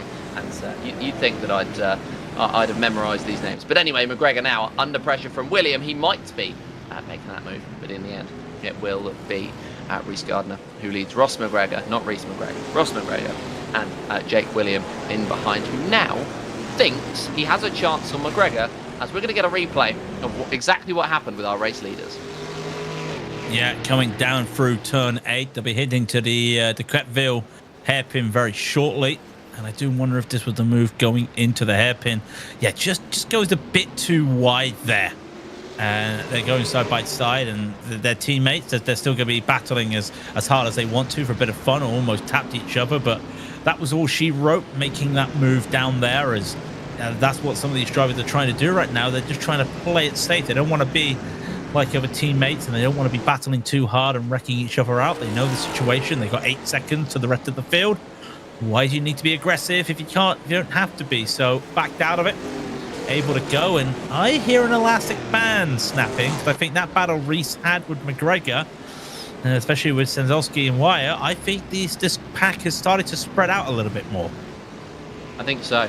I think they are starting to build a little bit more as Nicholas Kirsten just ahead of Simoncic, getting very close, is the 19 to the back of the 3, but he's not going to get close enough to make a move out onto the exit of the corner. That seems to be the braking zone they're all choosing to go for, but Simoncic at the moment not quite there, and you can see how much they're pushing those cars. And that's a huge send late on in the corner. Neil Senkowski trying to make the move, and he's going to get it done. Good move, but he needs to seal it as Via is going to get the better exit, and I think Via is going to get away with it. Yeah, and I think as well, because you've got the centre chicane coming up, you don't really want to be side by side with the line they're having to take and be aggressive over there, so able to do that in front. Simoncic, what has he got? Well, I think he tried to sell the over-under there, right there on Kirsten, and well, I think he's just sold it, and Kirsten, well, he holds on to it. That Pontiac is doing all it can, but Pontiacs only have so much that they can give. It needs some more ponies in the back of that pink and white traction car. And I think Yernick is holding on, but he keeps putting the pressure on. We're over halfway now. And yeah, it just feels like the pressure is just still keeping on. And kudos there to Kirsten, really doing well. He very much is. He's very much able to hold off on this pressure. From Jene Simoncic, who is very much hard charging at the moment, and well, he's feeling very, very quick, but he needs to make that move past as soon as he possibly can. He feels as though, and so he's applying as much pressure as he can to Nicholas Kirsten, who is warding him off for the time being, and well, he will give it a go to see whether he can make his way past Kirsten at some point soon. It's the team traction car on the back of Nicholas Kirsten, who is of course in the Lambda Loopy Limited team, the Triple L right ahead of the Double T, and Cido Via just behind in the Brabham number 6 is going to try and close him, but he's not going to be close enough. So Jene Simoncic early moved across to the outside line, and Nicholas Kirsten moved across to cover him, I think. And well, they will just continue it on Jene to the outside line. Is he going to be able to make his way through into the next braking zone? No, because there's random curbing on the outside. That's the characteristics of a street track, because there was curbing there that's not necessarily used for the circuit, but it's cost Jene Simoncic time and the potential to make his way past. What's that famous saying? You got to be alert on a street circuit. Well, I think that curbing may have also just upset the car, because he had to do braking on that curbing. More wobbles here, and well, I thought he had a run there, but once they shifted into another gear, he wasn't. Now he is side by side. Yonit's going to look to try and get this done through 8. You can't get it done through 8, and just going to have to lift in. Oh, a tap off the wall there for Kirsten. That is not going to help, I don't think. No, it is. A little bit of a bump there as well. They all get a little bit feisty right now. They're getting very feisty. Yone wants to make his way through. And is he going to be able to make his way through on the exit? No. As the team traction car, frustrated on the back, and the frustration will be increasing as we head with 10 laps to go. Yone's really attacking the curbing, and he's attacking Kirsten into the final corner. Can he make his way through in the hairpin? The answer is yes, but can he hold on to the position? Well, as yet undecided. Kirsten gets a good exit, and he gets the acceleration out of the corner, but is he going to be ahead or even alongside of Jene Simoncic into turn 1? The answer is no, and Kirsten forced to back out. Jene Simoncic with a good move. Well, he's got to find 10 seconds in 10 laps. It'd be interesting to see what his real pace is now. He's no longer held up by his drivers, and I wonder if that's a little bit of a side-by-side. Desenthalski trying to hold on. You see everyone now just going side-by-side. They'll go. Wire trying to hold on to this, and well, he's a little bit of the cork in the champagne bottle for this lap at the moment, because I think if they came to the center chicane, he had to get on the brakes when Kirsten had to just slow down a little bit for the chicane. So just punched everybody up a bit here. But now look at this train. I mean, they had McGregor, they had William. Now they got Andrews right there, and the train has now grown to what, 6 cars, 7 cars, and more sliding. Did he hold on to that? McGregor, Ross, you held on to it. I know you lost a spot. Well, you're going to lose a spot here. That's a great save around the corner, and the tyres are still saying no to him. Yeah, absolutely. This is all about keeping those tyres in good condition at the moment, because otherwise they will snap on you even more than that, and it will be unsavable. But a very, very good job from them for this point in time. Just to keep the race going, as that's potentially ascend. Reece Gardner had a look to the inside line, and he went for it on the inside line, but he just got a little bit too trigger happy and had a slide out on the exit of the corner that meant that Nils Senkowski stayed ahead for another lap, heading on to lap number 19, or racing lap number 18 of this race, and now really attacking the curbing now as Gardner might have another chance. Use the wall to his advantage to slow him down a little bit so the exit could be better, and he went into the curbing and the side of Senkowski as well. Is he going to remain alongside? The answer is no. He drops back, and that is the opportunity that William's been waiting for. Yeah, I think he was trying to turn in too much there, and the wall said hello, the other wall said hello, and the other wall was getting jealous that he was touching the other wall. So he had to be a little bit careful there, and he had to back out of it, losing some time. And they're also losing time to that lead pack. Well, not lead pack, but that front of the pack once again. More smoke getting thrown up there from Nils. Is kind of used to that right now. As now Reece, where does he look? He has to go backwards, and that's not where he wants to be. He wants to be a little bit forward, but if the opportunity's there, I feel like with how the race was, I feel like he just was a little bit too... Yeah, I think he had to just go for it there. Yeah, he felt as though he had to go for it, and it didn't pay off. But that is the way it is for Reece Gardner. But William sent it and managed to get it. These two really pushing what they're capable of out on this circuit. As we're now down to 19 drivers. Kushino, Spencer, Okuda, as well, Nicholas Kirsten is going to come under pressure from Via, and then Via is going to be able to make his way through. So Kirsten dropping down another position, but Kushino, Spencer, Okuda, D, Chevateau, Johnson and Gordon out of the race, unfortunately, and Gordon reporting pedal issues, which is the reason that he retired so early on in this race. Nicholas Kirsten now under pressure from another driver. Nils Senkowski is going to try and give it a go. He's not close enough, and this feels like a rinse and repeat of the Jerne Simoncic situation. And an update on Jerne's gap, 9.5 to Kudrecki, 1.9 behind. Yeah, he's really started to put the hammer down, and there wasn't any battling behind him. So this is just raw pace here, and well, that just goes to show how long he's been waiting. Catsy curve too much there, just Nicholas, but manages to hold it, and that's the danger of trying to run over some of those street sausage curves. As we say in Europe, the turtles they say in America. I'm not sure what they say down in Australia, but one thing's for sure, they've got to run over those to make sure they can hold on to it. Oh, we got to see some late braking around the outside from Nils. Yeah, he tried it, but it's tough in these cars to slow them down. Like, you've got to brake, you've got to blip, then you got to blip to shift again. You got to really hope that you can pump on those brakes. So if someone had a pedal failure earlier in the race, you can see why somebody may also be getting more failures, because look how much force they're having to apply to brake it.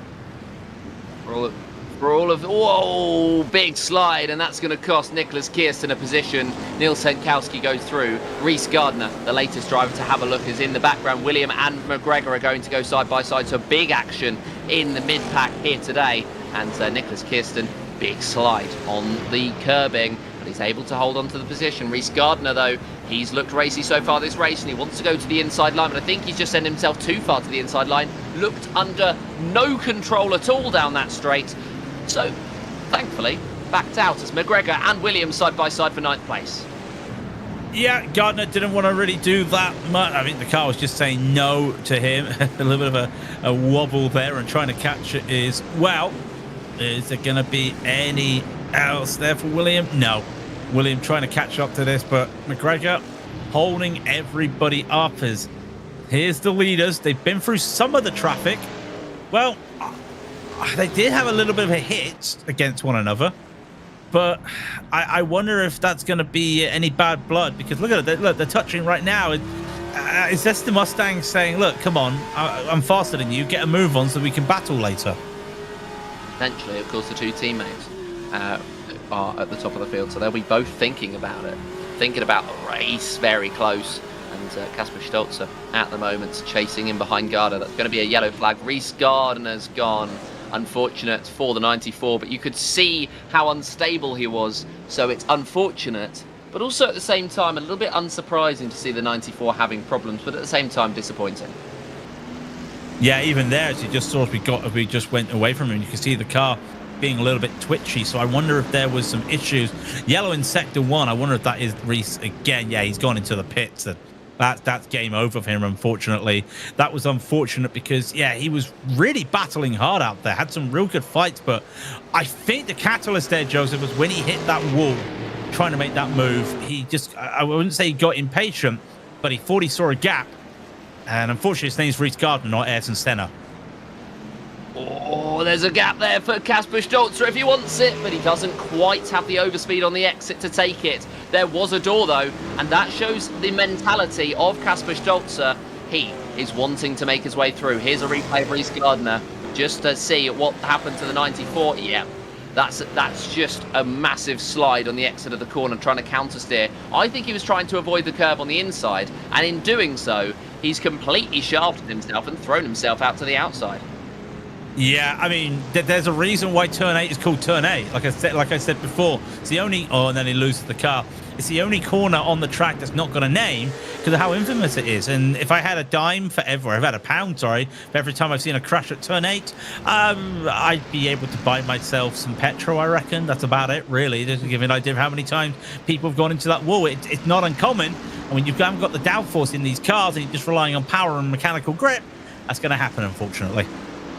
Yeah, and if you were to have an Australian dollar for every time they went into the wall, well, we're not going to talk about the strength of that currency, but the answer is not very strong. These two running over the curbing as much as they can to really try and extract the pace from each other. They are pushing each other to the very limit, and in the meantime, Jone Simoncic pushing himself to the limit, has now, or was, just dipping below 8 seconds of a gap between himself and Godrecki, but I think that's going to be an insurmountable gap. In the meantime, though, Via has managed to catch back up to it. Might be a late-on fight for 4th place between Simoncic and Via, as, well, Stolzer gets very close to the back of Gardner once again. You get the sense that he feels he's the faster driver. He just needs the opportunity to pass. Yeah, and then you come to the question, where do you pass Adelaide? Not a lot of places you can pass in Adelaide, so he's probably just looking for the opportunity to force a mistake on his teammate, a little bit of bragging rights at the end of the day. That's what this is. I think it feels like just go for the 1-2, great for the team, for the championship, great for the team. Personally, you kind of want those bragging rights, and who knows? Just a little mistake here, a little bit of a dummy. Make sure it's safe. Lap 24 or 27. If he's really going to attack for this, Joseph, I would say it wouldn't be until the penultimate lap, though. No, you wouldn't imagine so. You wouldn't imagine so, because the best place to be when you're fighting for the lead is 2nd place until the final lap, where you want to make your way through into 1st. That seems to be the way that you want to try to see. And Kasper Stolzer at the moment 3/10 off of the back. As, well, unfortunately for Matt Wright, he's had a brake failure, and the number 49 is going to be out of the race after a pretty dismal day to start off his campaign. So he'll be hoping for better next time out. Of course, next time out we will stay in Australia. We will head to Mount Panorama for the 2nd round of our season, and of course our pro winner from last time out, Jone Simoncic, will be hoping for a little bit better. Matt Wright, who came 2nd in that championship, hoping for a little bit better himself. As well, of course, some of these names from the last time we did a Trans Am Championship back in 2024 are racing once again. The likes of Jone, the likes of Matt. Reece Gardner was 3rd place in that one. Anybody remember him? Well, of course, he's slightly further down the order here today. And, well, we know that they've got the pace on R Factor 2 in these Trans Am specifically, and it might just be circuit dependent as to who's at the top. But the Blue Thunder Racing team, very good start. Very good start, and yeah, when you think about it, we head to Bathurst next time by. Different street track, because Bathurst is a street track, so still going to have the same worries, but the speed differences around here, with how flat you have to take some, or how aggressive you have to take some of these corners. We'll be doing that next time, so different skill ceiling needed for next time by, but at the moment we do have these battles still going on. I do wonder, we keep looking at this lead battle. When, if you're Kasper, if you are you going to attack right here? Because, well, here's the long straight. It'd be your best chance, but, well, there's no slipstream for you to use. And if there's lap cars up ahead, you're just going to have to hope that the Mustangs just keep it together.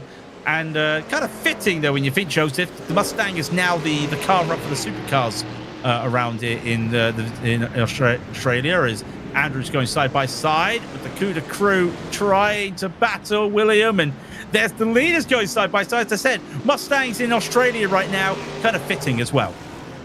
Yeah, kind of fitting indeed as Darren Andrews gets ahead into P9 of William in 10th place. So these two having a good fight late on in this race, and they're going to give it a go to continue this fight onwards as well. They were just keeping this fight going, and it's going to be the inside line for William, who just tucks back in, doesn't want to make the move for the time being, just wants to maximise today. And today the way he's going to maximise himself is by waiting until that final lap to make that move. I think there's going to be lots of moves into the final corner. Just to guess though, as William just tries to catch Darren Andrews off guard, but in the meantime catches himself off guard by putting too much power down on the exit. Yeah, you got to play. You got to play the games here. You got to put the pressure on, but you got to make sure that you can keep the pressure going. As Stoltz, well, he knows what's behind him. Garda is gonna try to put some pressure on, but we know who's been the fastest of the two cars, and it does feel like it's the man currently leading in the 89 car right now. So when your teammates, the pressure's a little bit off, and you have a little bit of fun. They got 20 seconds, so they could almost do the last lap side by side, but they attacked a little bit earlier than I thought they would. I thought it'd be this lap they'd be looking to start attacking. Turned out to be last lap if they come through turn 8 for the penultimate time. Oh, God, it hit the wall there. That could be all she wrote. Rinse and repeat. Cars in these two hitting the wall to cost them the fight. And Kasper Stolzer pouncing once again to go up here. It's very much deja vu on the penultimate lap of this feature race. Of course, we saw it earlier on between the two that it was one mistake hitting the wall that swapped the other two around, and it may well be the case again. What's happened to Cedo Vire? Well, he's dropped a position to Stenkowski. He's dropping a lot of time as well, so something is askew with the number 6. Yeah, I do wonder if he's done something there, because that car is not driving right. I'm trying to have a quick look around the car myself, and it could be a suspension there, could just be a slow moment there. And remember, it's a momentum track because it's a street track with all these sharp 90-degree corners basically everywhere. You've kind of got to just run yourself on there and keep the momentum going. So as they start the final lap, it could just be nothing, could be something, but Niels up into P5. And remember I was saying about that final lap and how Garda hit the wall? That could be all she wrote. Look at the timing tower. It feels like Stoltz might have this in the bag. Yeah, it feels like he may well do, with that gap just dipping over a second. So he has had an incredible performance in this opening round. It's pretty much pin perfect from Kasper Stolzer, just trying to keep his teammate under pressure, and that he did. And Garda hit the wall, and that is, as you say, all that she wrote, I believe, and you believe as well, as we are now onto the final lap of our race. We've had so much drama across the course of today, for better of the racing and for worse, of course, all the off-track problems that we've had, but I'm glad that we've been able to get this race going in the end. And what a race we've had between the top two. This could spell a very, very good campaign. Stolzer and Garda with the pace, Simoncic with the experience of being a champion, and also many other names across the course of this field. But it will be Kasper Stolzer who will see his name up in lights at the end of our feature race around Australia. He takes the victory with Garda in second place.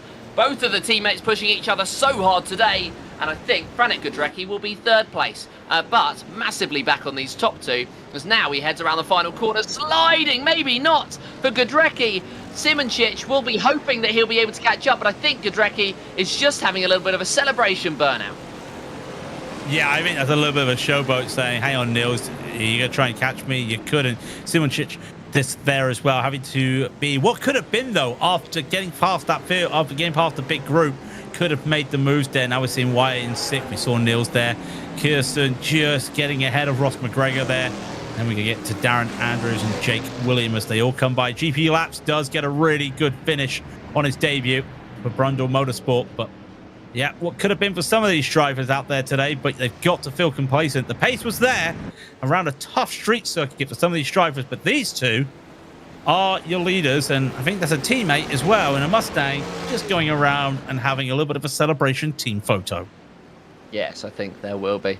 Just getting the photos for the social medias at the end of this race, but it has been a very, very good race indeed for the Blue Thunder Racing team. A perfect start to their campaign, and Garda will come home in second place, but he'll feel as though, I mean, a lot of them will feel as though they could have done so much more. I think he more than any other. Yeah, I think you feel you could have done better there. But again, like I said, when you think about the team, got the 1 and 2 there. That's basically it. They could have had the 1, 2, 3. However, that's the nature of Adelaide for you. Yes, it certainly is. Kasper Stolzer takes the victory ahead of Mikael Garda, as these are our final race results. Franek Godrecki goes to 3rd place with Jone Simoncic in 4th, Nils Senkowski in 5th, Sido Vaya in 6th, and then Kirsten, McGregor, Andrews and William round out the top 10. Danny Vorman will be in a... Oh, sorry. Would you like me to do that for you? Continue. I was leaving it for you. I was gonna give you a nice little rest there, give a real good thing there for Joseph after a lot of talking. Danny Voman was in 11th, Austin Birchfield in 12th. Mifuni Fleur will be in 13th. Nate Shearer will take 14th. Akuliski will be in 15th. He gets some of the drivers' laps down now. Steve Carman in 16th. Reece Gardner, we saw his incident in 17th. Martin Bayer will be 18th. Then the DNFs, Matt Wright, Francisco Casinco as well in 20th.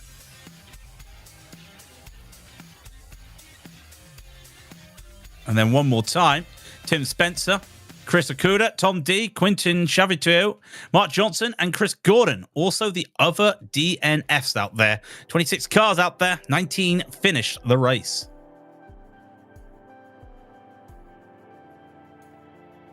Well, yeah. Well, that was a good race indeed. I'm glad you were able to join me for the majority of the feature race, Craig. And it's almost like we delayed it for you. I mean, if you wanted, yeah. If you wanted to, yeah, it was nice to come back as well. It's everything's going on today. We come back into a real good moment there. We do have some interviews out there as well. So I think we'll be having Kasper Stoltz as well, who finished the race, and Kasper's here right away. Kasper, very good result for you today. It looked like you and Mikael were just having a bit of fun at the front there. Yeah, it was a great race for us. It really was. Did you feel there was any pressure at the start of the race? Because, it's Adelaide. It's always a tough race. And with one race already lost due to server issues, it was just going to be almost like a one-race shootout today. Did you feel that added to the pressure a little bit out there? Yeah, certainly. Especially because I saw in the first race that when I went on the throttle, the Kudas and Camaros behind me seemed to have a bit better acceleration, probably due to the gearing. So I was quite on the edge for the second race, and Franek seemed to have upped his pace quite a bit. So I was definitely feeling it in the beginning. Feeling it in the beginning, and then in the middle of the race, it all just opened up for you at the end. Did you too feel like you had to battle at the end there, or was it just a case of, look, I'm just going to have to start to be a little bit feisty there, because one of you has to win at the end of the day for a little bit of team bragging rights, but it felt like you didn't want to get aggressive until the end. Is that right? Yeah, it's very true. I mean, we drive for the team championship, and it doesn't really matter which one of us becomes first, but it's always nice to win, isn't it? But I didn't want to be aggressive, but it would be quite foolish to send us both to the wall. And on this track, it's so narrow, and in these cars, you have so little margin because they are quite tough to drive. And Mikkel is extremely fast, so it's not like I have a huge span of pace advantage to just send it. But I tried to fake a little attack at the hairpin, and luckily he braked just that 2 meters later. That is not possible in this car, and then he outbraked himself, and I could go on the inside. Well, you talk about a track that's narrow with a car that with all this power at the back and no downforce. The next round, it's going to be Bathurst. We stay in Australia. It's not going to be the same, I feel, Kasper, but it's still going to be a street track per se, and it's going to be just as tight. It's going to be extremely difficult over the mountain, but it's going to be great fun. That's a proper man race, right? Oh, I mean, that's the best way to describe it. It is a proper man's race out there. Yes, Kasper, congratulations on the race today. We look forward to seeing you, hopefully, another 1-2 for you and your team when we go to Bathurst next home round. Thank you, guys. Take care. Kasper Stoltz there, Joseph, for the interviews. I believe you might have Mikael Garda with you. Certainly do, and Mikael, I mean, I'd imagine it's going to have to be commiserations at the end of that one. It was a pretty tough fight, yeah. Casper definitely got me sweaty in that one. So, but yeah, we aimed for top 2 for the team. So we reached our goal. Unfortunately, I didn't get the win this time, but we had a good fight for sure. Yeah, you certainly did. You certainly did indeed. It's it was a very good fight from you two at the very top of the field. But of course, a couple of mistakes in the sprint and in the feature as well. Is that something that you think is going to mark the season? Do you think you're going to look back on it and regret it? I mean, in the sprint, we didn't drive the sprint, so not really any mistakes there, I would say. But yeah, it's super difficult to be consistent in these cars. It's the first time for me driving historic cars, and it's sure something totally different. And it's very fun indeed. Casper invited me to do this series with him, and I hesitated a little at first, but after trying them, I feel like it's very fun compared to GT3 and Porsche Cup, which I usually do. But yeah, I think this is just a fun championship for us, and we just want to have fun along the way. It doesn't matter who wins or what. Yeah, it certainly is, and well, it is very fun, and also at the same time, as you say, it's just going to be a very interesting one throughout the course of your championship, and I hope that you and Casper are able to keep having many fights, as well as our former champion Jerne Simoncic, who of course ended down in 4th place, and somebody who we'll be speaking to in a minute. But I mean, last one from me. We've got Bathurst next up. I mean, if you are attending, what are your thoughts on that one? I'm looking forward to try the track really with this car. I've run some Bathurst 12 hours in the past, so I absolutely love the circuit. That circuit and Nürburgring are the top 2s for me. So I'm really excited for it, but it's really going to be tough, I'm sure. Oh yeah, it's one of the toughest circuits on the racing calendar. Well, we're going to let you go, Mikkel. Thank you very much for joining us today, and well, we hope to see you right at the top once again in Bathurst. Thank you. That was Mikkel Garda, who joined me. We've spoken to first and second, and so it's only right that we speak to well, somebody who sounds like he was just ending off an interview just now. Franek is with Craig King.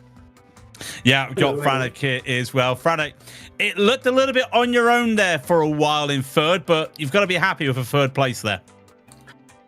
Yeah, after unfortunate server issues, I was really happy to qualify on the 2nd row. And then it was just a game of trying to keep up with Casper and Mikkel for as long as I could, which I did not think it would last as long.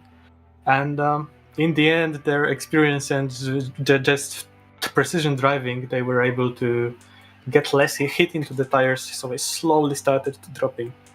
But yeah. Now, I know with Trans Ams, we've got different cars, and they're driving Mustangs. Is there a reason you've gone for this car? Is there any reason you decide to go there? Because I know the Mustangs are strong, but everybody else is strong as there. So is there a reason you've gone with this car? Honestly, as a team, we just wanted to do something different. And when we signed up, there was only one Camaro, so 4 with us. There is now 6 Camaros signed up for the series. And I'm slightly kicking myself over that choice because it is really aggressive on the rear compared to other cars. But it is fast, just really hard to bring that time from it, at least for me. So, yeah. I know that the others were talking about the gearing was really catching them off. They were a little bit worried at the start because of how that gearing works. And I got to say, you talk about the top speed. Next time by is Bathurst. 2 long straights. I know you got a mountain to navigate. Are you looking a little bit more positive at that? Because with those 2 long straights, this car really should start to excel. I would actually think that Camaro will be better on top of the hill, and keep an eye on the Plymouth and Dodge drivers because they have just a tiny bit more top end. and they might really stretch the legs onto the back straight there. So yeah. Well, find out before we let you go, you're P3, last man in the booth. It's only fair to give you a chance to have a few shout-outs there before we let you go. Thank you. So first of all, shout out to HGS Transport and everyone involved in preparing HRSC, but also wanted to shout out my friend Bartek and Shimon, who is definitely watching. I'm still trying to convince Shimon to join us here because he's way faster than I am, possibly on pace with Yerney and the guys. So keep an eye out, yeah. We'll keep an eye out, but we'll definitely keep an eye out for you next time by at Bathurst. Congratulations on your P3. We look forward to seeing you in the next round. Thank you very much, and see you next time. Thank you very much. Fanek there finishing in P3. I think that does it all today. Certainly does. And, well, next time by 9th of May, we will be heading to Mount Panorama, Bathurst. So we'll be staying in Australia for round number 2 of our season and going from one partial street track to another. And that will, of course, be the 9th of May, which is going to be in 2 weeks' time. So make sure you are there for it. We certainly will be, and we'll certainly be looking forward to it as well. But, of course, a very, very good race indeed. And Craig King rejoining me just in the commentary box for the end of it. What's your summation of that? Well, I think it's great just to see the Trans Ams going. We've got such a good schedule. We've seen the start of it. I know it's a little bit wishy-washy today with a little bit of issues, but, you know, everybody needs some learning. It is also for some people, new faces. It's almost like school. Your first day of school's done. Now let's start to grind down when we get to Bathurst in May. Yeah, definitely. Of course, those 2 names at the top of the field we haven't seen all too many times, especially not last time out in the Trans Ams. So it'll be fascinating to see Mount Panorama next time out. Thank you very much to Craig for popping in and out and fading in and out of the broadcast at points and, well, behind the cameras as well. Thank you very much to Christian Duploy for taking us through all of the action and providing us with all of the B-rolls and a little bit of entertainment for myself as well during the off periods.